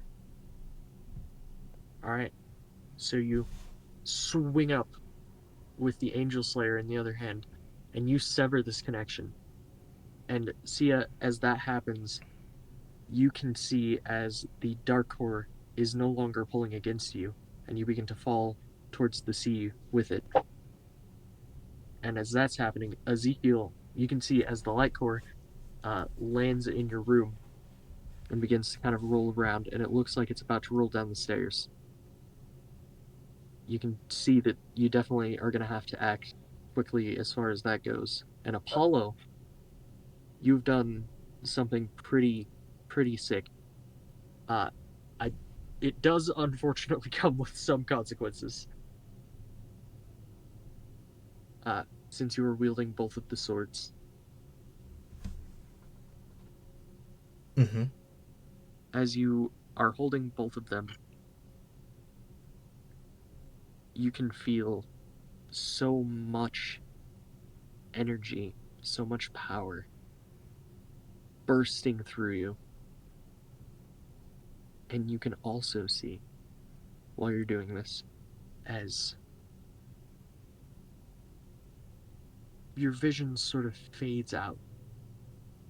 And Ezekiel, since you're close enough, you would see this as Apollo vanishes. And Apollo, you appear on what seems to be some sort of strange bridge between sun and moon, and you can see a door on each of them as they open.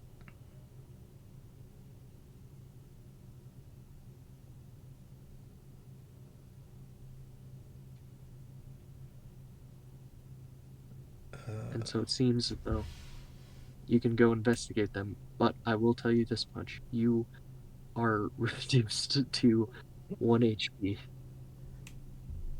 All right.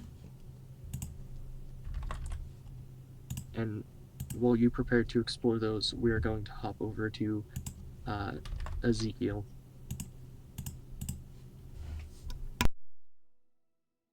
What would you like to do?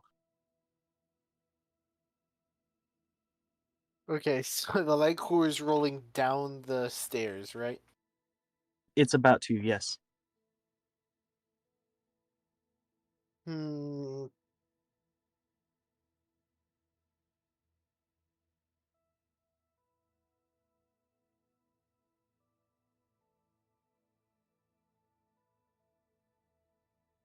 Let me look through all my spells. 1 HP club, let's go.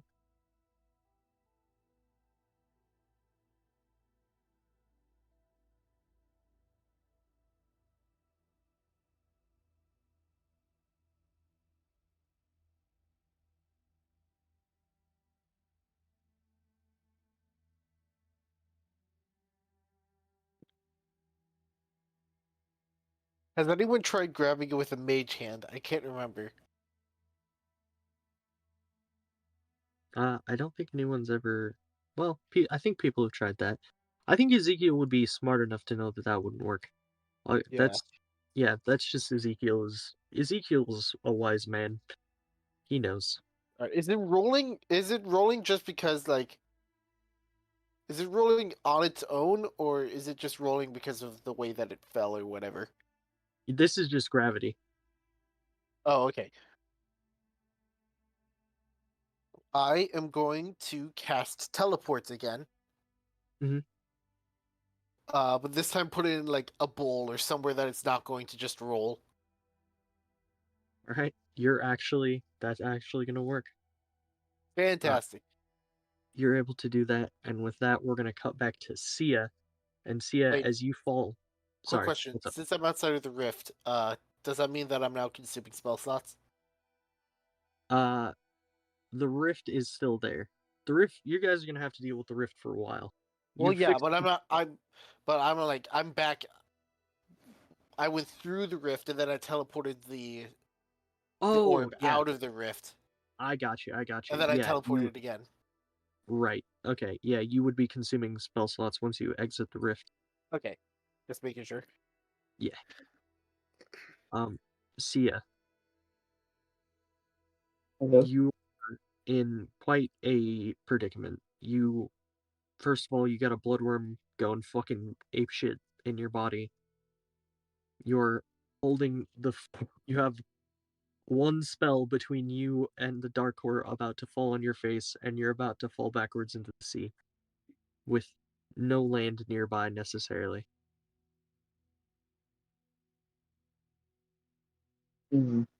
I don't have let me see what I can do. Hmm.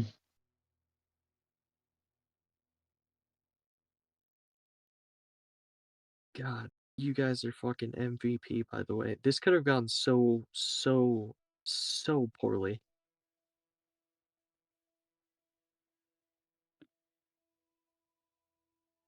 Okay.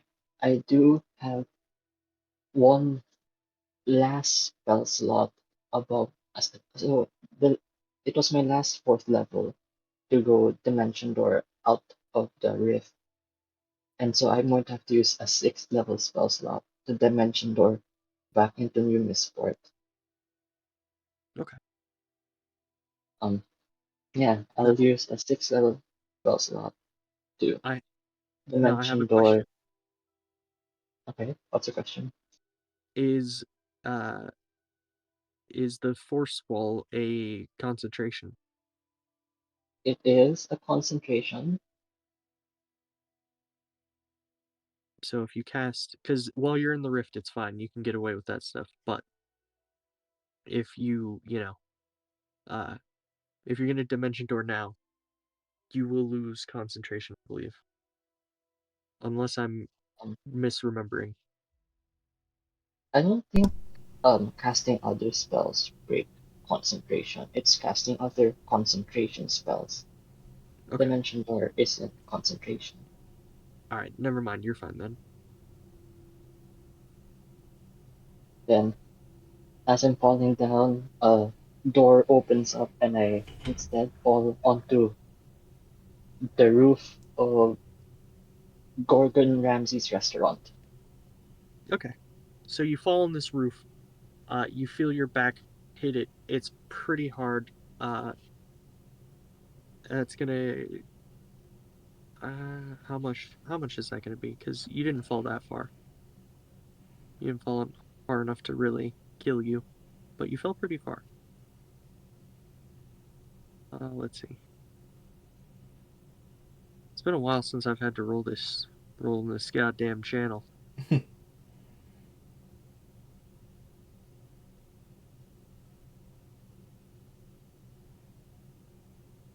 Alright, so you're going to take 7 damage as you hit it, and as you hit it, the core is gonna kinda like, because it's so heavy, it's gonna like push down on you, and your arms are gonna kind of fall back, and so the force wall is gonna hit you in the chest, and you're going to feel the sort of dark core pressing on top of it.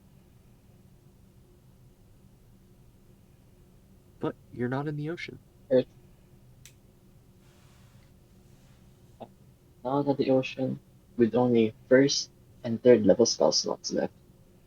Yay!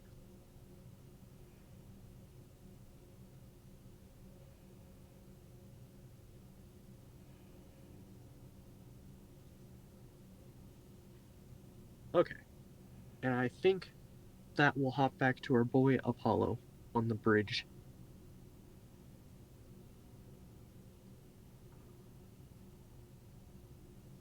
I don't even know how to approach this situation. You're yeah. Well, I guess I should give you a bit more description because the reason you're at 1 HP is because basically it feels as though something has drained you, not just, like emotionally, but like physically. It has pulled uh health off of you.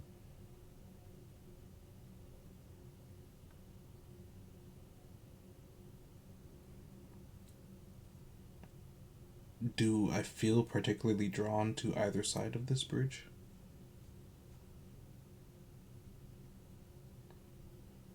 Neither of them are calling to you per se, but both of them welcome you.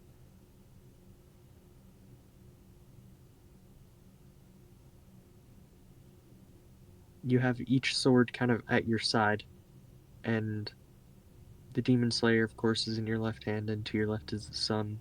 On your right hand is the Angel Slayer, and of course, the moon is there.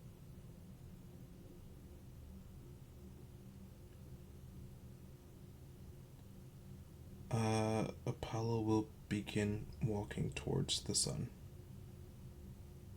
Alright. As you get up and begin to do that, the Angel Slayer will pull away from you and stick itself firmly at the precipice where you would enter the darkness of the moon. And as you step into the light of the sun and approach the doorway, you can see the inside. It seems empty, but like it could be something greater. Like you could put something together here. You're not quite sure what, but you could make this yours.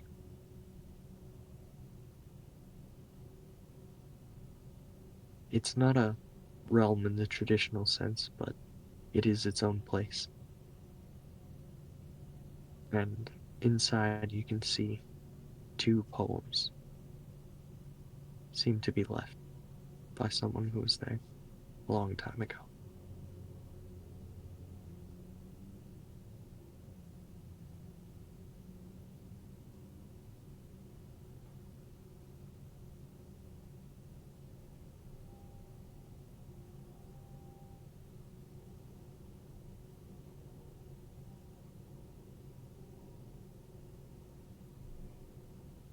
Do I recognize the poems? Have I read them before? Would Daedalus have ever shown Apollo the 2 poems? I don't think he necessarily had a reason to.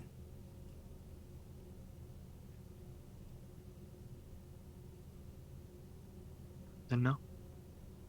You wouldn't recognize these.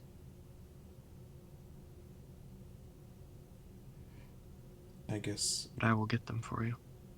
Yeah, I guess Apollo would, seeing that he's got this area now, would kind of take stock of everything that's here, including the poems.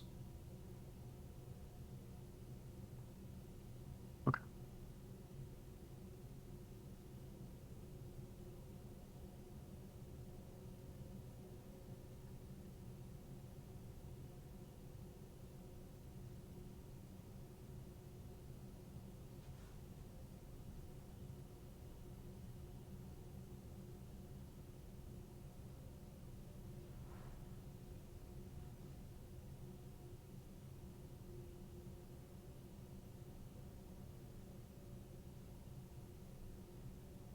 Actually, I'll send them to your DMs.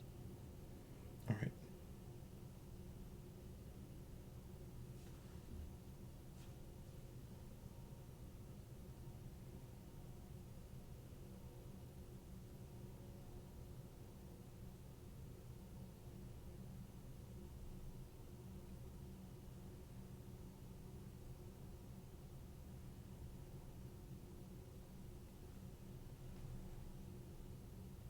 You can see that the one I posted last or second is the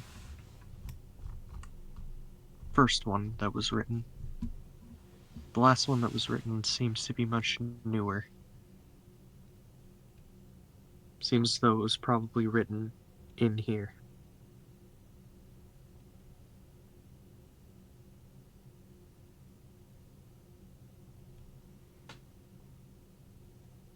As you look around, you can see as you sort of walk around, it begins to expand.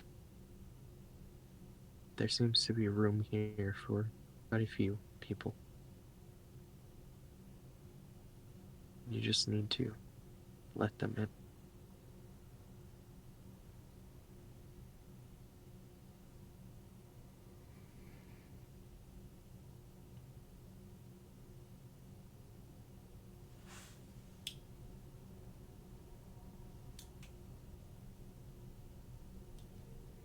Can I see what everyone else is up to right now?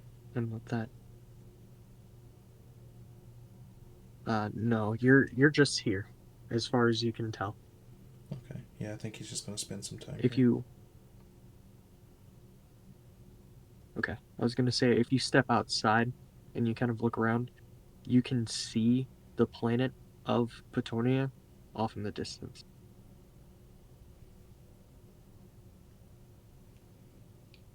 Yeah, And no, if you look the other way, you can see the void barrier between here and Kitria. Sorry. no, it's fine. I think he's just gonna spend some time here. Okay.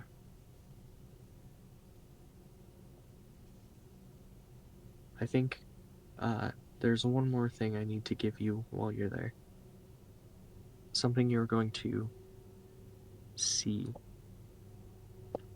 Something beautiful in the void. It seems to be calling out to you somehow. Seems like it's waiting for you.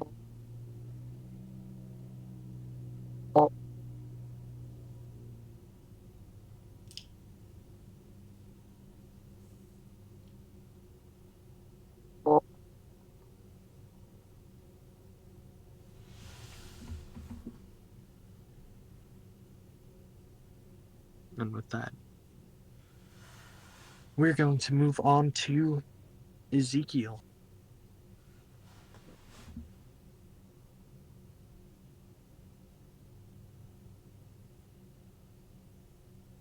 Ezekiel, you can see the core you kind of have contained now. As you kind of look around,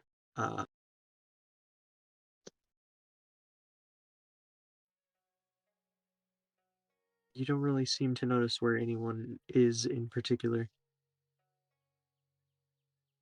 It seems as though the rifts are still going strong. And, oh, one person you would notice is V is still laying there.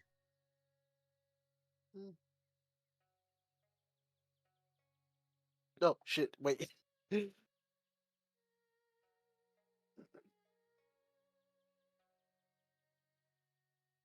See, is V like dying? His condition is not worse, but it's not better.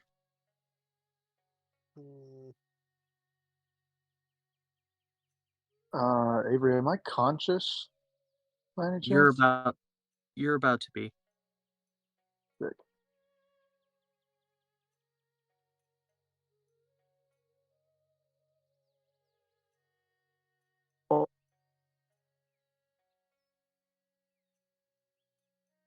Okay. I think with that we'll hop over to Sia as Ezekiel is sort of around V. Sia, what would you like to Yes. do about your current predicament? Um, so do I know where we normally stores the cores when they're not actively trying to kill the universe? You can tell the cores are not trying to get to each other anymore. But currently you just have the dark core like sitting on your chest with only the force wall between them.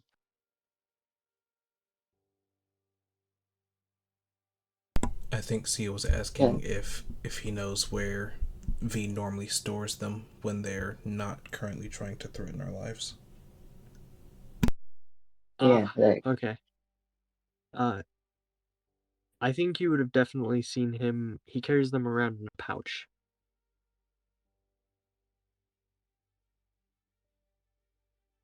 Typically. okay, then I think who has the portable hole? Is it me? I'm pretty sure it was me or Asta who had the portable hole.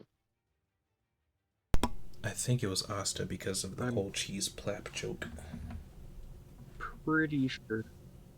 Yeah. Yeah. Okay.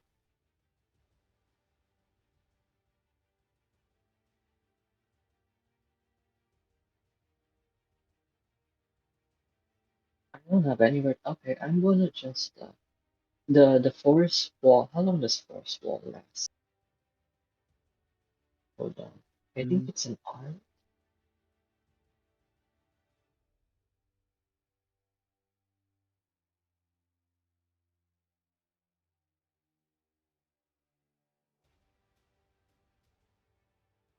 Yeah.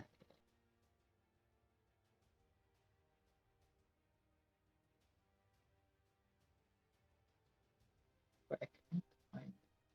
Oh, sorry, it's taking long. Uh, uh, uh. no, you're good. Oh,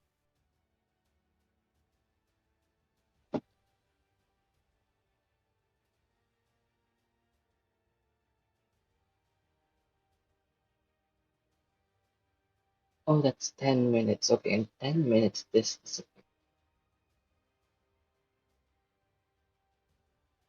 Okay. Yeah, because a lot of that um. happened pretty quickly. A lot happened in a very short amount of time, so you probably still have like, I don't know, 3 minutes left. Yes, okay. Then I hold the core and run as quickly as I can to V to stick it in the pouch he normally keeps it in. Okay. So you run over to V, you're able to pick up the pouch, put it in there, and you can see Ezekiel there. Also, as the city seems to be not falling apart anymore, but there's quite a bit of damage. And Apollo is still, vanished. Um, and I think with that, it's time for the big V moment, the big reveal of what is going to happen.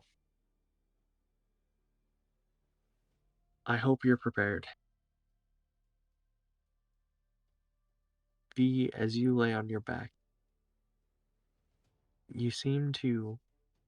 It feels like you're sleeping, like a dream, like everything's fluid, like you're floating. Feels like you're sinking into a well of comfort.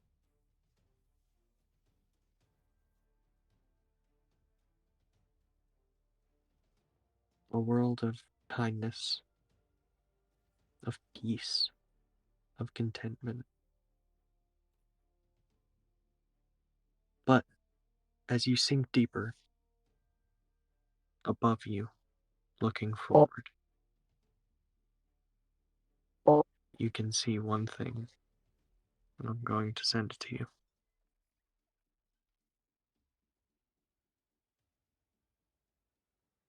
It looks like the sky above you.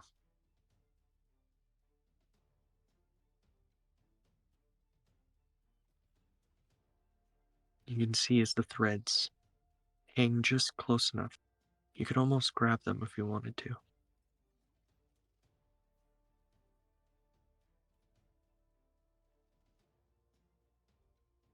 They appear in many different.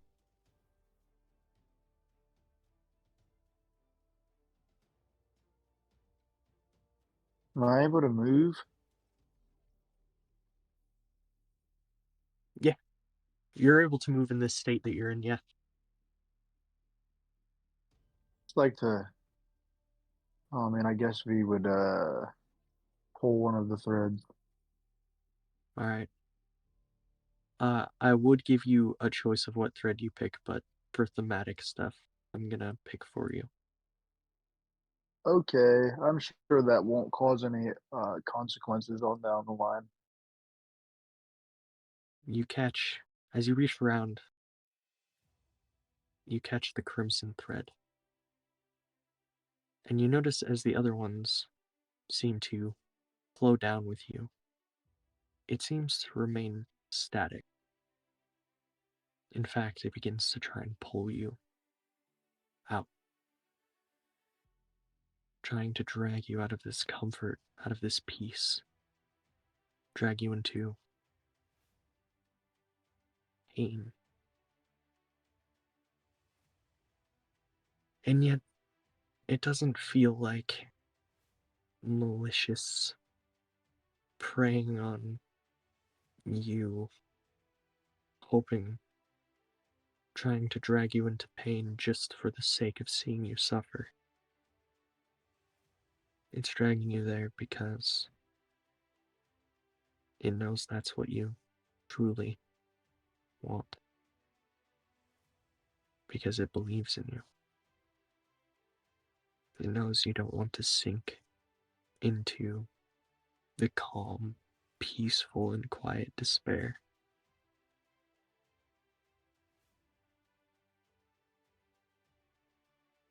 And as the thread begins to pull on you, you begin to hear softly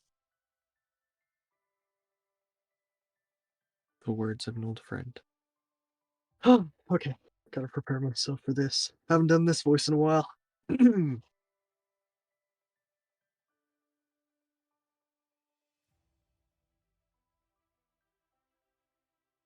Hold on, let me get there. When I look to the stars, when I watch passing cars, something. When I think we may go to Mars, something. When I wonder where's ours, something. When I drink liquor jars, something. There is something in my nothingness. There's something to my nothingness. If I was to die in a moment, something. If I was to tell you a painful lie, something. If I was to watch the clouds in the sky, something. If I was to ever long fly, something. If I was to watch those I claim to love cry, something. There's something in our nothingness. There's something in your nothingness.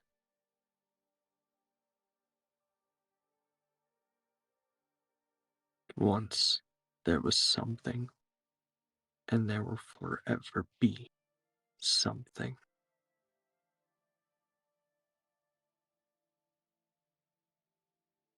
And at that,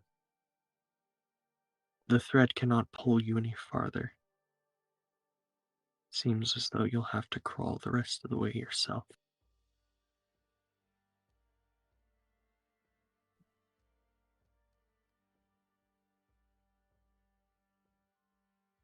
V will start crawling. Not a moment will pass between the thread stopping and him beginning to move on his own. Even if there are open wounds or the circuitry of his prosthetics don't work correctly, he'll drag himself if he has to. He's going back, no matter what it takes.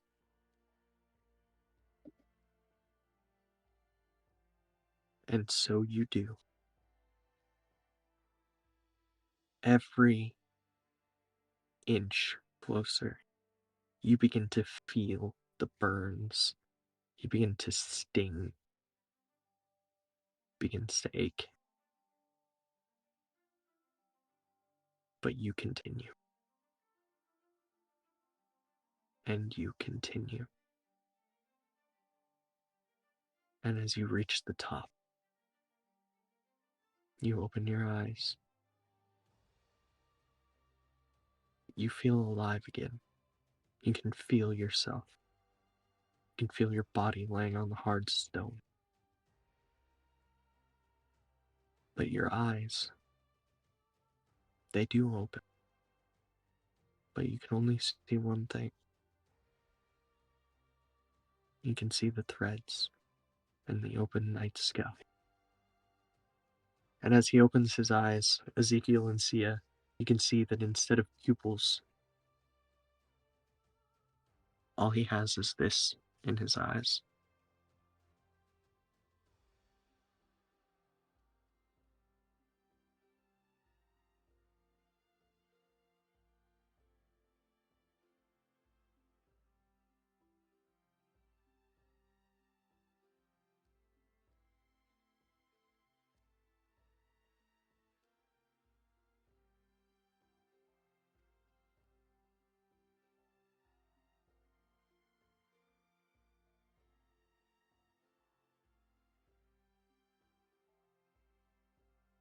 You're aware of your surroundings, even though you can't really see anything other than, of course, the image displayed, but you are aware you are laying on the street. You are aware that Sia and Ezekiel are near you.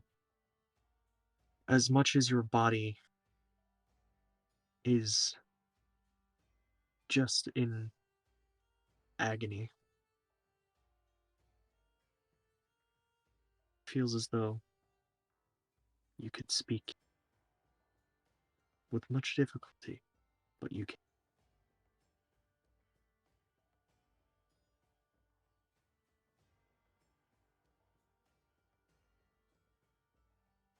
I think V would take this time to try and sit up, as in not exactly come to his feet, but bring his torso off the ground up near his legs.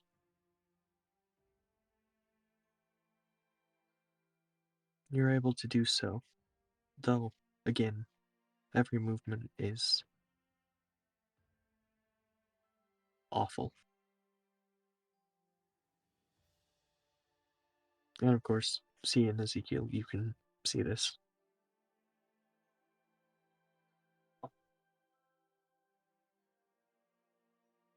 Do you want to be healed? I heard healing you is bad. Blood. That is the only thing that will Blood. bring me any sort of healing. Is blood. Sia, speaking of blood, hey, you have a worm inside of you. Yeah. Okay. I give. I don't mind if you suck, drink some blood out of me. If that works. What?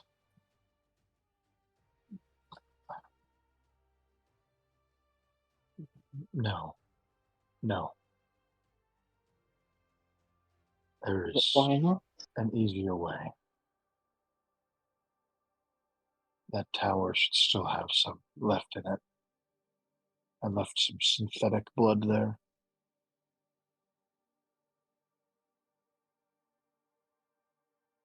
Okay, It still exists, doesn't it? yes, Ezekiel? everything.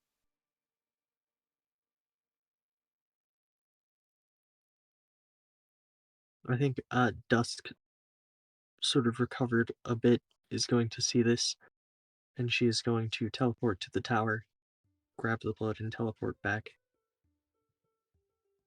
And she's speechless, but she just kneels next to you and very softly places it in your hands. And as she does so, you can feel it does burn a bit with the salt from her tears, but nevertheless, they softly fall and land on you. Thank you, my dear. You've done an excellent job.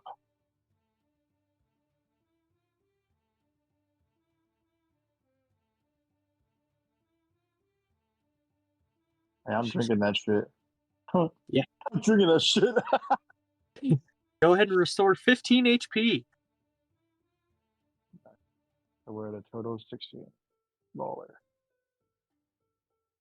You can feel as your burns do reduce a bit, and you're going to gain an interesting ability, V, my friend. So you are blind, but you're not blind. If that makes any sense.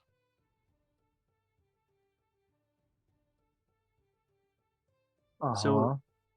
like, all you see, if you just, like, try to look at anything, is that image. But at the same time, it's more of like a sense. You can feel around you. You can sort of feel that Sia is near you. You can feel Ezekiel is near you. And it's not as much that you can, like, it's not like echolocation or anything crazy like that. It's more your ability to sense magic now, which is one of the abilities that comes with being attuned to the course, and with what just happened to you, it's kind of been amplified to a different level.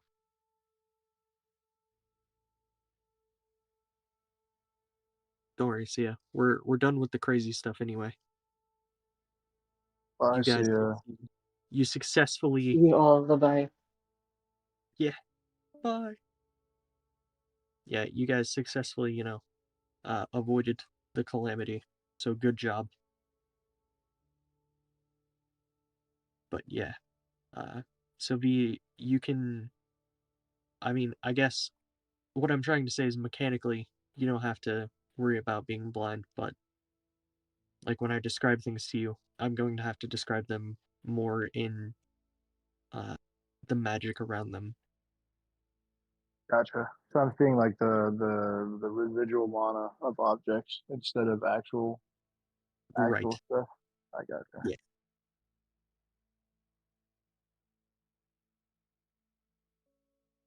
And I think with that we're gonna hop over to Apollo yet again. And Apollo, you're going to notice something very strange happening as these strange, colorful threads begin to extend towards the sun. But as they do so, you can see one that is trying to entice you to take its hand.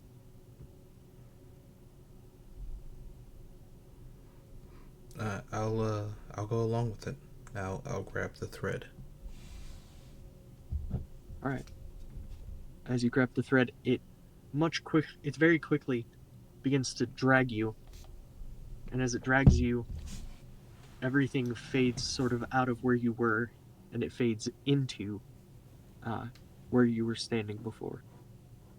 You can see the Angel Slayer is no longer with you. The Demon Slayer remains. It is now sheathed, of course. And you can see V sitting up, seeming to be better. You can see Sia and Ezekiel sort of standing around. They both look pretty, pretty beat up. You've all had a very rough time. And you can see Dusk, who's facing away, uh, not crying. She seems to be just staring off at the distance.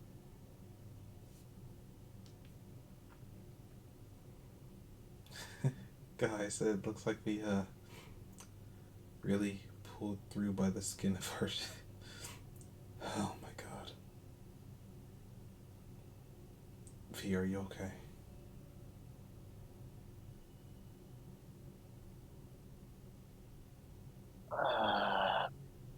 Don't worry about it. Like I said, I've had worse. At least this time I still have all my limbs. Dusk, I'm so sorry. I almost took him from you.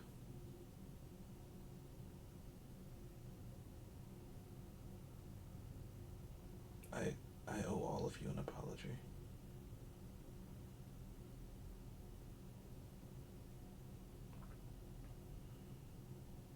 What are you talking about? For what? Unsheathing a sword? Among numerous other mistakes that have all led to grand moment of failure after failure, I should be better than this. I was always taught to think 3 steps ahead, and here I am acting on emotion. It's childish, it's foolish, and it's unbecoming. It's unbecoming of the man that I am meant to be. So I owe you all an apology. I should be better.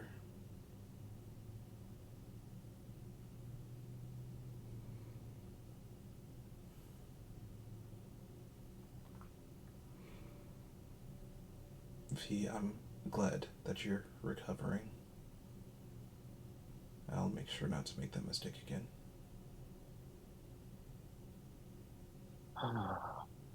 Ezekiel, do you feel like Apollo has something to apologize to you for, by any chance? Not in particular, no. I would concur. Apollo, I'm going to be completely honest. While this is a unfortunate turn of events, it's not as if you did this on purpose. It was an accident, and I will treat it as such. I'll accept your apology, but you have no reason to give it to me. You should have seen what he did with the swords.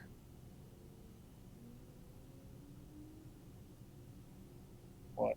What did he do? You should have seen them all. There. They worked so hard. Even when I couldn't keep them apart anymore.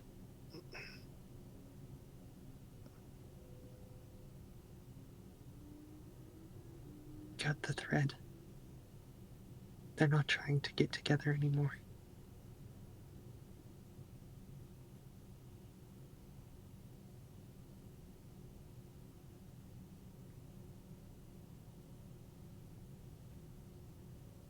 He's going to take stock of the, I imagine, to be battered and bruised fellows.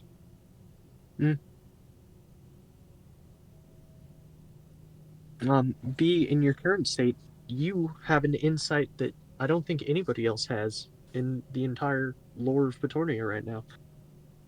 So I'm gonna give it to you, because it's pretty cool. You can see that Ezekiel is fucking bursting with magic in a very intense way. It doesn't seem very controlled. It seems, in fact, kind of dangerous. But there's so much flowing into him. Like, it almost resembles like a lesser core being charged.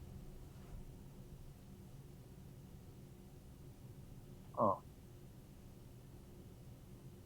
And as far as Apollo goes, you can also see that uh, Apollo seems to carry a weight, a magical weight around him. There seems to be quite a bit of uh, almost like godly responsibilities that are put on him by whatever strange laws the world follows.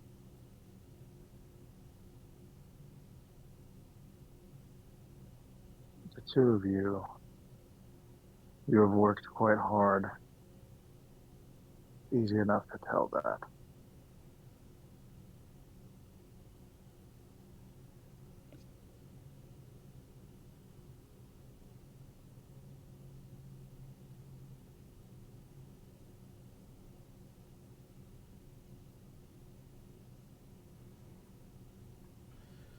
I get the feeling we aren't done yet. There's still this thing in New Mistport. I'm sure that will be quite the issue for most of the citizens. I really do want to make a joke, but it feels inappropriate. I'm sorry, there's a thing in New Missport? Avery, What's in New Missport now? was the rift visible to everybody? Oh yeah, I forgot. I need to mention that to V because V would be pretty perceptive of this rift. V, the best way I can explain it is, uh, it does almost resemble something that you saw during the Unification Wars. Because after the collapse, all the realms collapsing onto each other, there was this strange thing that would happen every once in a while during the rotations, because different realms have different times, and they rotate differently. And so every once in a while, rifts would open up, and it would sort of warp perception, it would warp magic sometimes, it would warp even events. And you can see this rift is doing something similar. And it doesn't seem to be easily removable, because it's not something that is going to rotate out of it, because there's no other thing to rotate around it. It's sort of static here.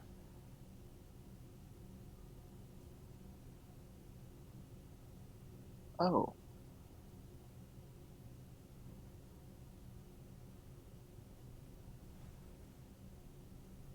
And the one you're standing next to is the main one.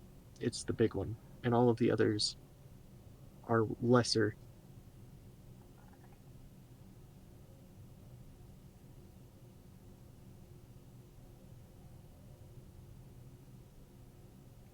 that is a problem. When did that get here? I think right around the time we all heard those messages.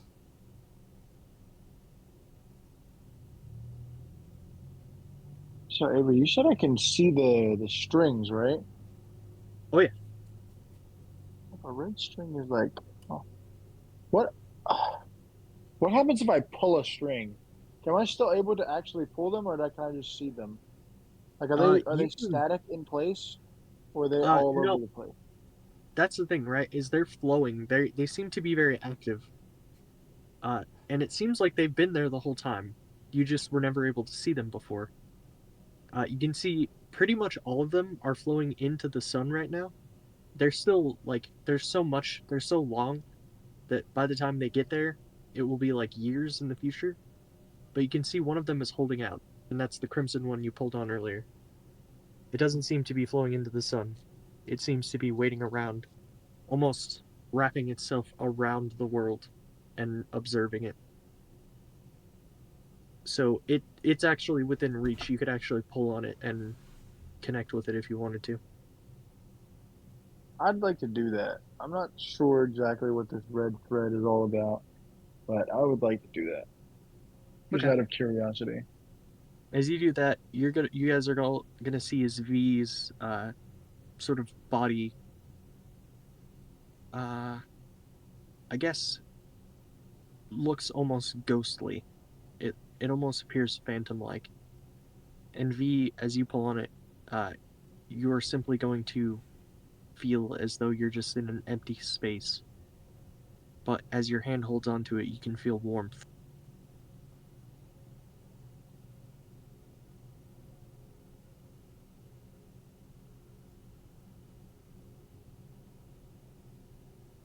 If you so desire, you could try to communicate with it. Communicate with it. It's alive. Uh, it's Sentient fucking string. Sure, absolutely.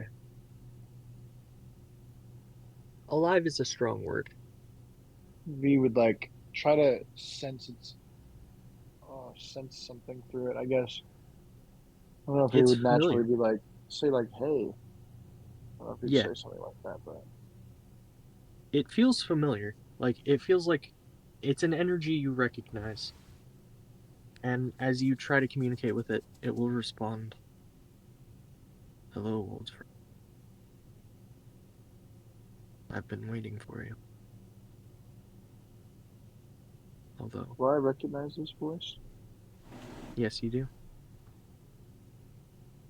Whose voice is it? Whose voice This is is it? this is Iktar. Though, if I'm honest, I never expected you to catch me. But it seems my lingering is of some use. What is this? What am I seeing? How are you even here? When we die, we exist in a place. All I see is a wooden room.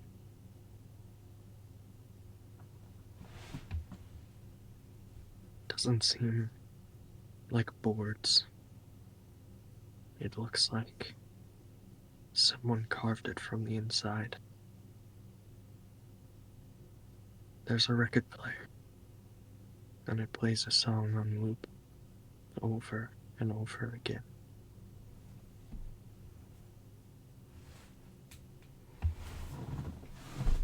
The form you see should be invisible to you and all others. It exists in a place no one can see.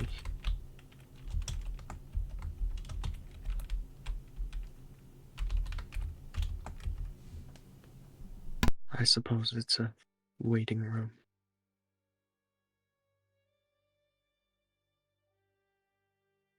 Others feels like they're waiting for somewhere to go. They seem to be going, but I don't want to leave.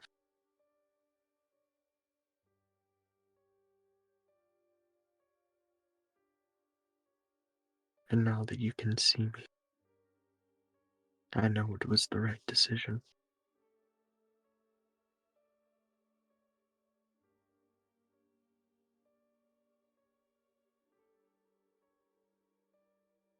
I can do nothing for this world anymore, but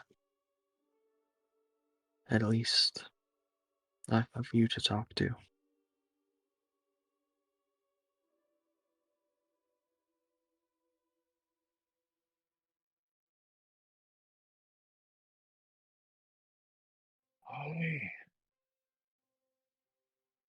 I suppose. But I don't quite understand.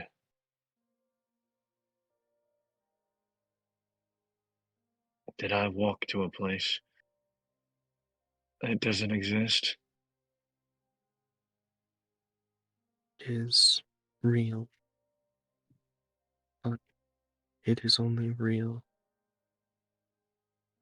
when you are there. It does not belong to us. The earth you stand on when you're not here, that belongs to you. That is what I fought for. That world is your world, no matter what they told me, no matter what they did.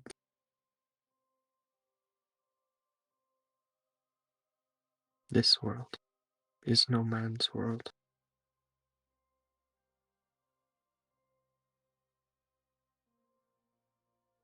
I don't know where I will be sent. I don't know how long I will remain. But as long as I can, I will.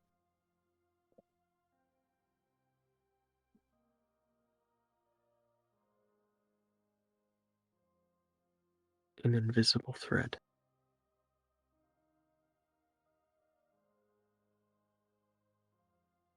V. I think V is smart enough to have this revelation.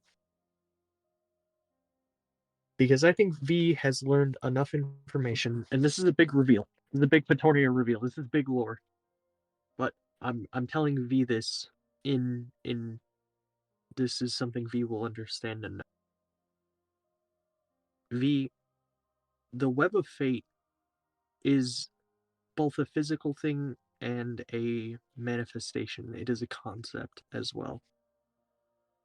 But the physical manifestation, the webs are made up of the souls of the gods. That is where they go. And they remain invisible to everyone. They can't influence anything necessarily, but your recollection of them, your connection to anything on this web can help you drive towards something. The web of fate is not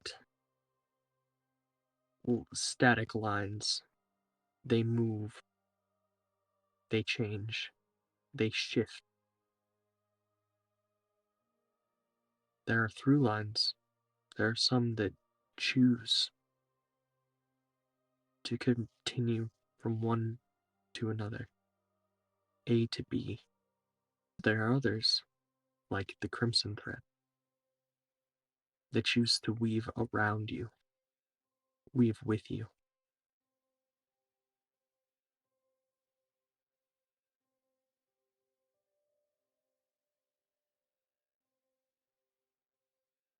Fate, the being, is not here for anything more than to be the keeper of the souls of the gods.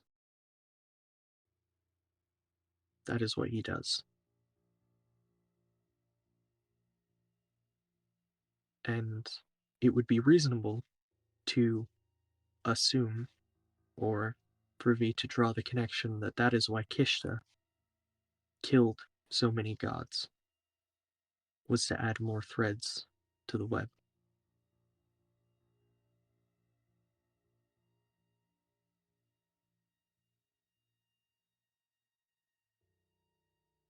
It seems as though they're supposed to help you. They're supposed to try and guide you in whatever way they can, but something's wrong. It seems as though they're being pulled some directions against their will. Some of it seems to be the work of the divines, changing the time, changing the destiny, direction, the future, confusing the threads, causing them to go in directions they had never planned, never considered. But another part of it seems to be there's something deeper pulling at them. It doesn't seem to be anything malicious. It seems to be truly neutral. It does not influence things to change something. It influences things to make them continue, I suppose. It doesn't care what direction you go, but it wants you to follow a direction.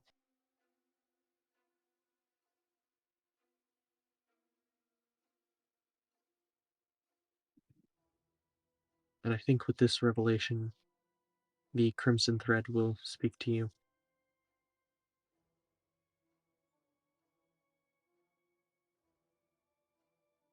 V.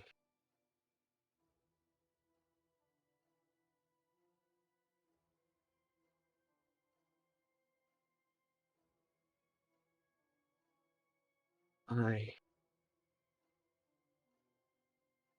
could have done so much. I would have done so much. But I can't.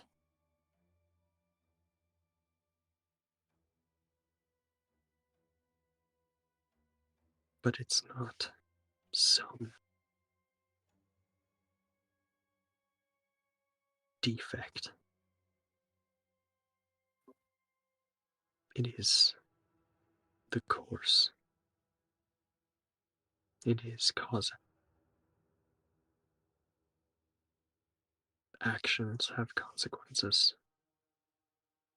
Actions have had consequences, as will yours. But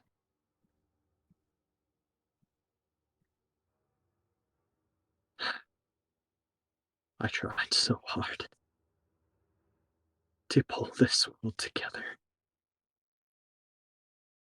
The things I knew, the things I never wanted to know. But I fought against it. I pushed with everything I was. everything I could be, everything in myself. I tried for thousands of years to put it together, to understand, to push them away. But V, understanding is fractured. They fracture it. They break it apart. You think anything, they can pull it apart. Anything you knew, anything in the past, they'll shape it. They'll change it. You have to break them. I could not. I did not have the power. I could not pull anyone together. I couldn't make them strong enough. I wasn't strong enough. But I refuse. I refuse to rest. I refuse to rest until this is done. Until you and them and everyone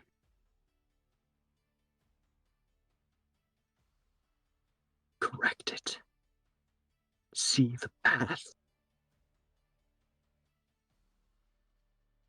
They make it confusing. They make it seem like everywhere you go is a dead. They make every change. You have to look at the truth and see the direction to follow. If you really, really want this, if you want to find the end, you have to push.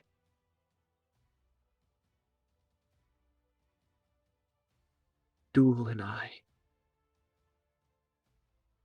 we've been friends. He used to tell me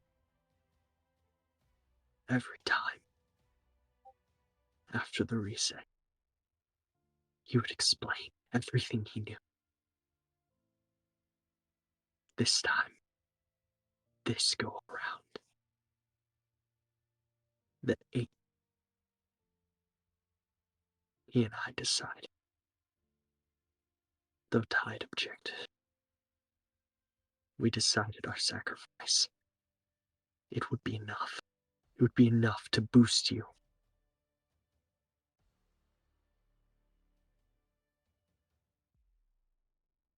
I died because I changed destiny.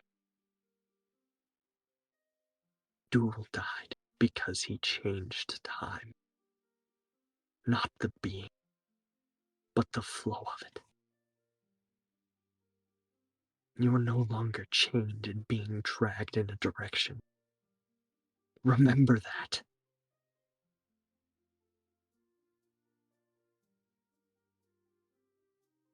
V.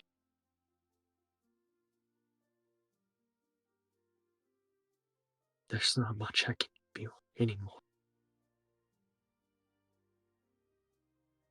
But I must ask that you do something for me.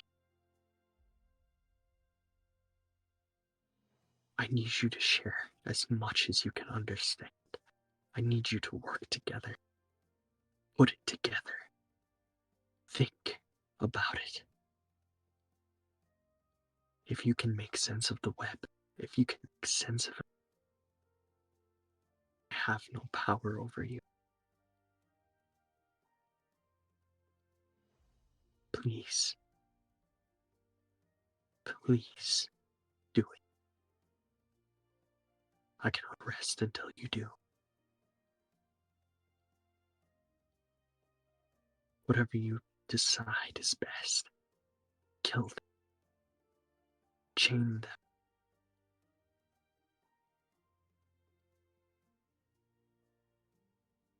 wouldn't even object to you activating the Helva anymore.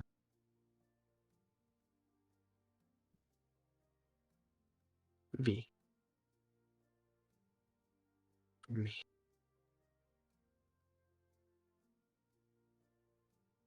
Look beyond.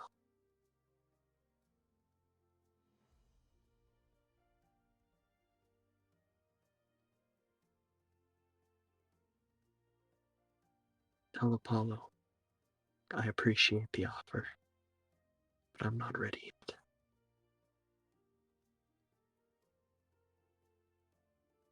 I think it's time. It's time to move. It's time to mobilize. It's time to fight. And with that, I think the Crimson Thread will release you, and you will return where you were.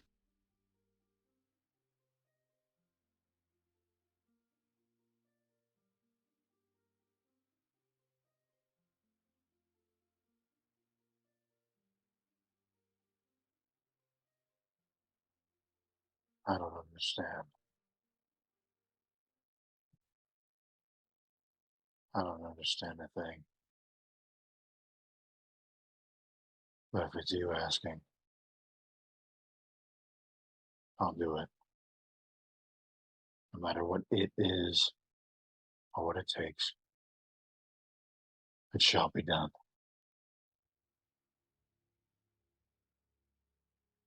I promise.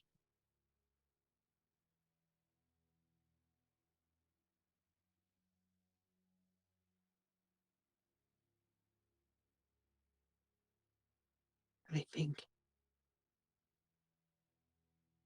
I know what I need to do. But I need your help.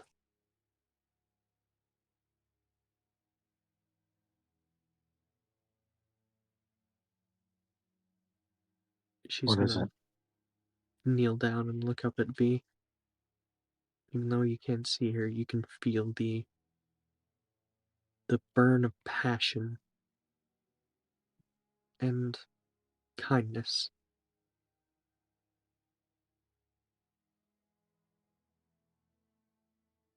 But if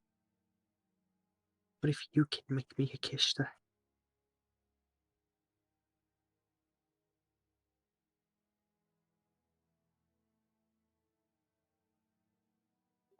No.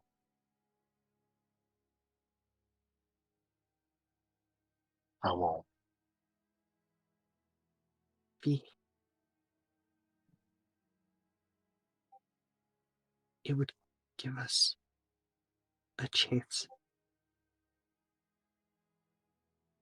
If that chance comes at the expense of your life, it's not worth it. Do you know I'm going to die? Are we certain of that?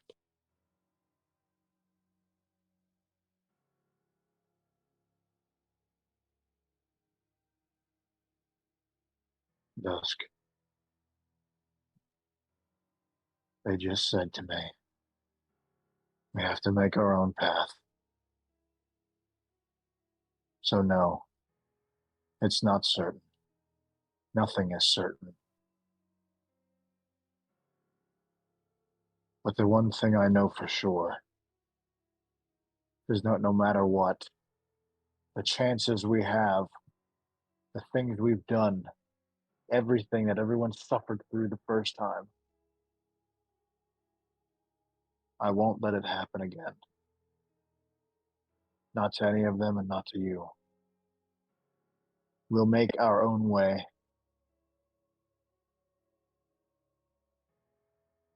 No labels, no roles, no Kishta. The path ahead will be one we set out for ourselves. The past is done. An archaic ritual to make a monster isn't necessary anymore. And if that reality is the one we're in, one where such a thing is the only option, then I'll shatter it and make a new one in its place. I will carve a path. You will not become Kishta this time. You feel a firm hand on your shoulder. Okay. But whatever path you carve, let me help.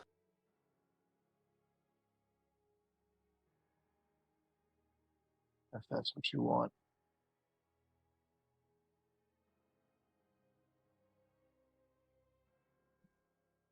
It's what I need.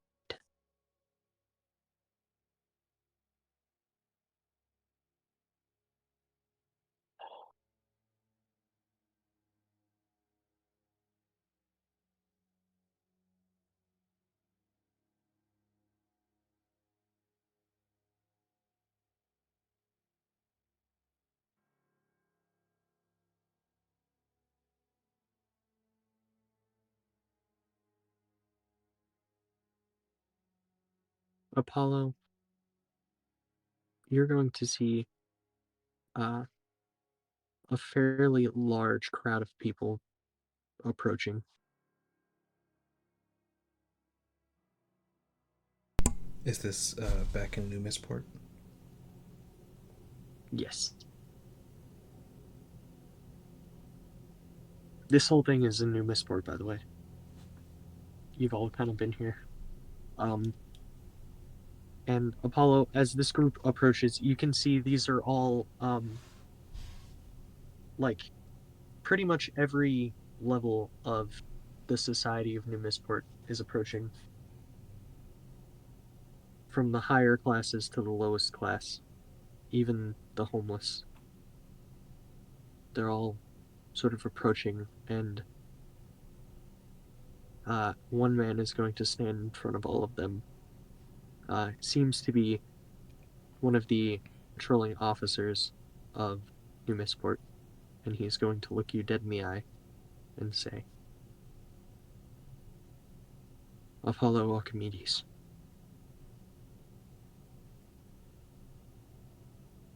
We are the people of New Missport, and we have come with a request, but a firm request. So please hear me.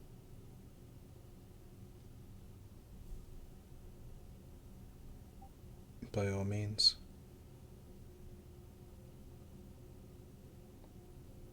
We demand that this city is no longer under the thumb of such a corrupt nation. We demand to be sovereign. And we demand that you and anyone else you desire to come with you claim officially to be the king of this city-state. We are tired. We are so tired dealing with all that. The taxes, the attacks, the ragings of war.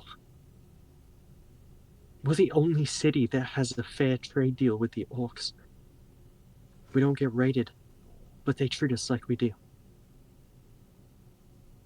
And they treat us like out. Apollo will put a hand on this officer's shoulder. I hear your demands, but what you want is not a king.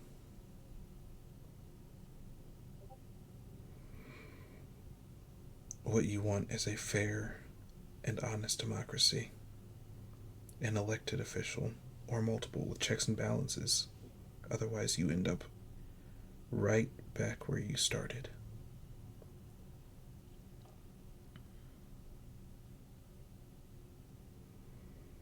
Yes.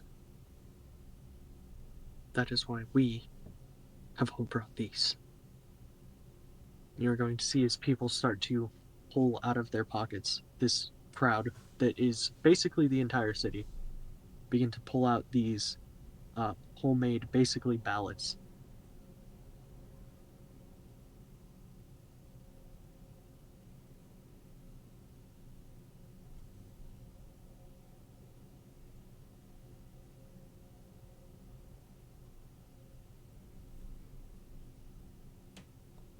Are Apollo you willing? Apollo will turn towards Sia, Ezekiel, and V. Guys, this is a large responsibility.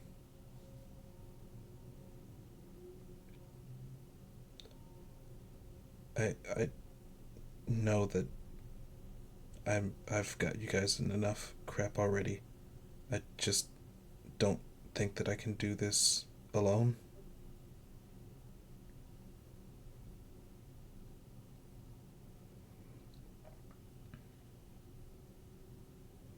V's gonna go over and walk and stand by Apollo.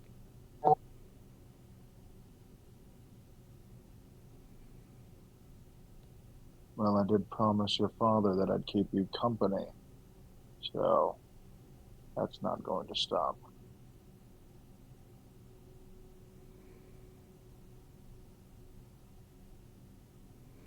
Well, if I've got Ezekiel's gonna scoff. You're not alone. I've been here the whole time. I appreciate that. I do. And if I've got a cabinet here, Well, then I do think that we can do this.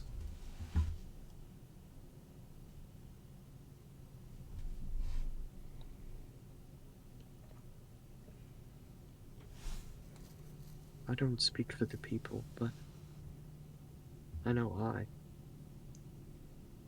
and everyone agree that we, the people of New Mistport, would like to officially elect all of you to be our leaders.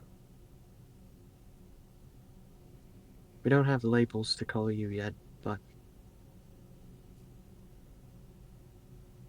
we trust you. We believe in you. We want you to be our rulers, our leaders, our representatives. We'll figure out names later, but for now, we need to figure out directives. What's the first thing that we would like to do, aside from declare our independence? Well, first of all, he's gonna kind of stand up on a thing. Well, I've counted it, and we would like to elect you officially.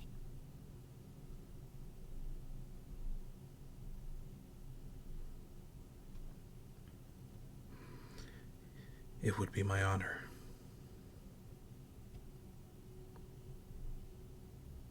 I don't know that Well, we. then.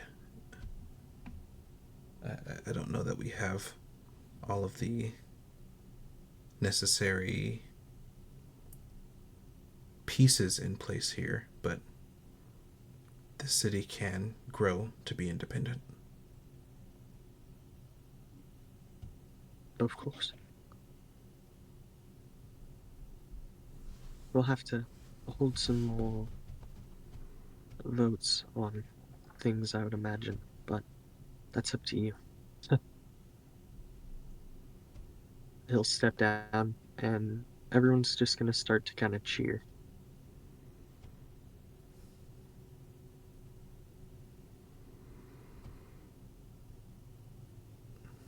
Well, I'm sure Og's gonna love to hear this. The many pieces therein.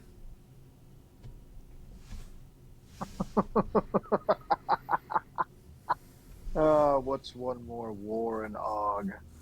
It's been so long since I've declared an independent city-state.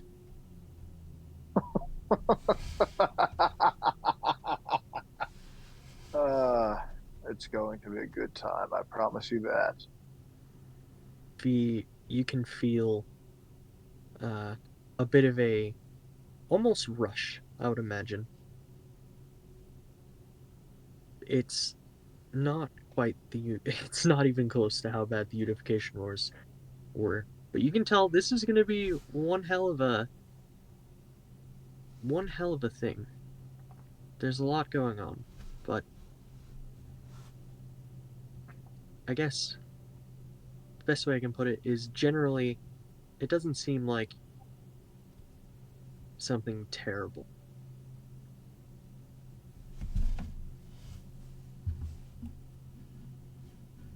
Seems like this is going to be a good time.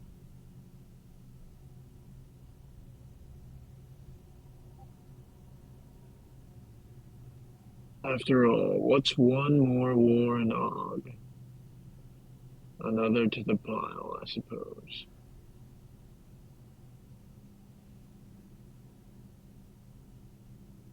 And I think with that, people are going to generally kind of try to resume their daily lives. Most people are going to begin to, chisel away at the rubble and sort of sort through everything, see what's still usable and so on. And they start to try to clear the streets, stuff like that.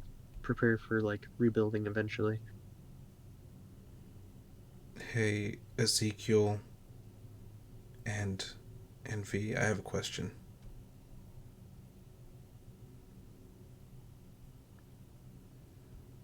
How long do you guys think we should wait to declare our independence officially?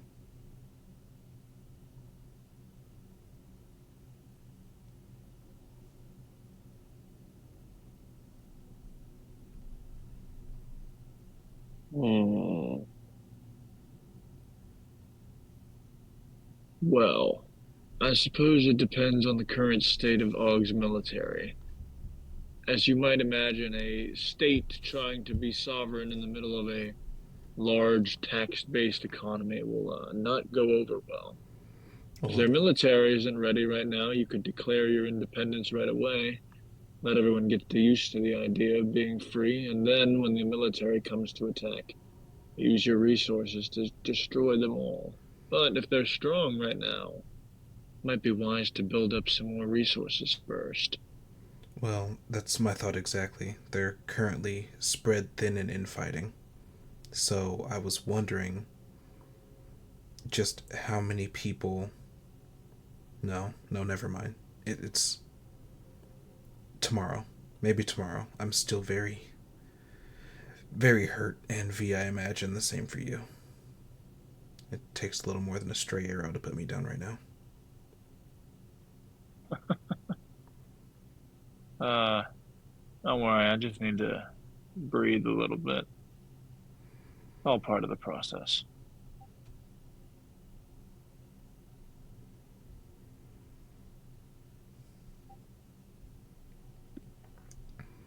Well, then, how about tomorrow? The sun rises on a new day, a new Mistport, a new independence. Speaking of the sun, could you maybe make tomorrow's forecast a little bit less bright? No offense or anything, just personal preference. I'm not sure I have that much control over exactly what the sun is doing, but I can try. Damn it. And I guess I'll just be hoping for clouds. Glorious. Go ahead and give all of yourselves the benefit of a long rest. Much needed. Much needed. And V, you're level 20, so I can't exactly give you too much yet. But I have stuff I'll give you.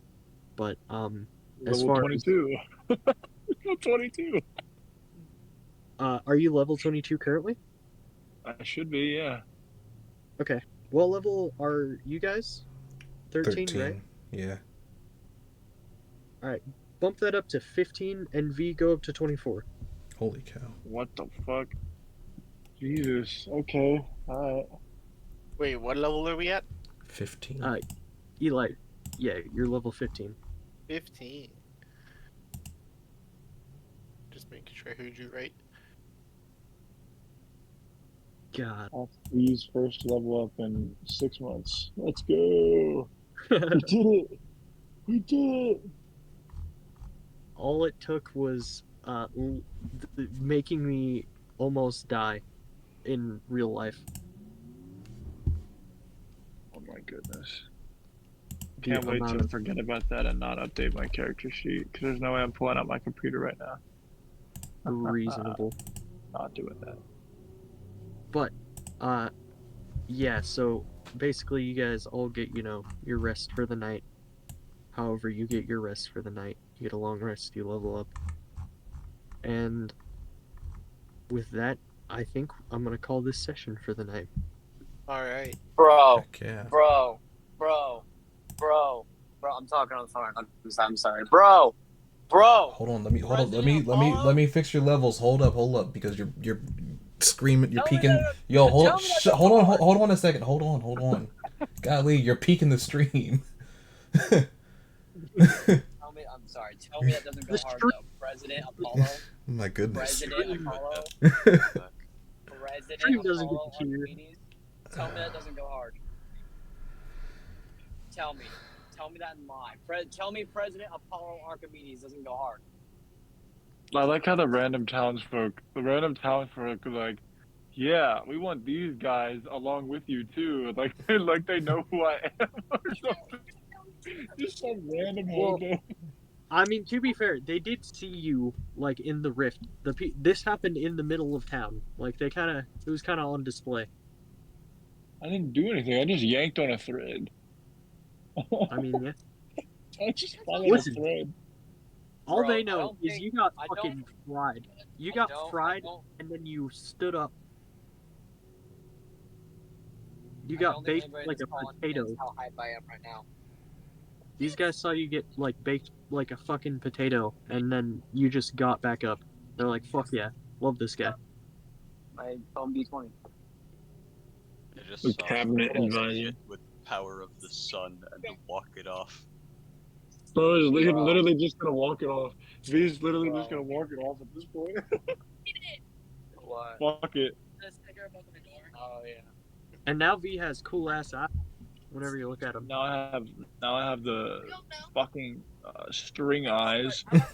Yeah. Hey, I can at see least- the hey, string. V, I at can least- see the V, silly at least string. you can- Burn those But old at least you useless can see eyes now. right away. No need for those. Don't need these anymore. Like, listen, dude, listen. It's like, I don't think you understand how hype I am. It's President Apollo and King Asta now. Like, this is sick.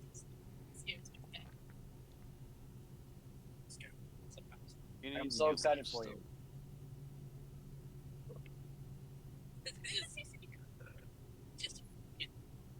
Mr. Zwei, Yes. does V still need new limbs? I don't know.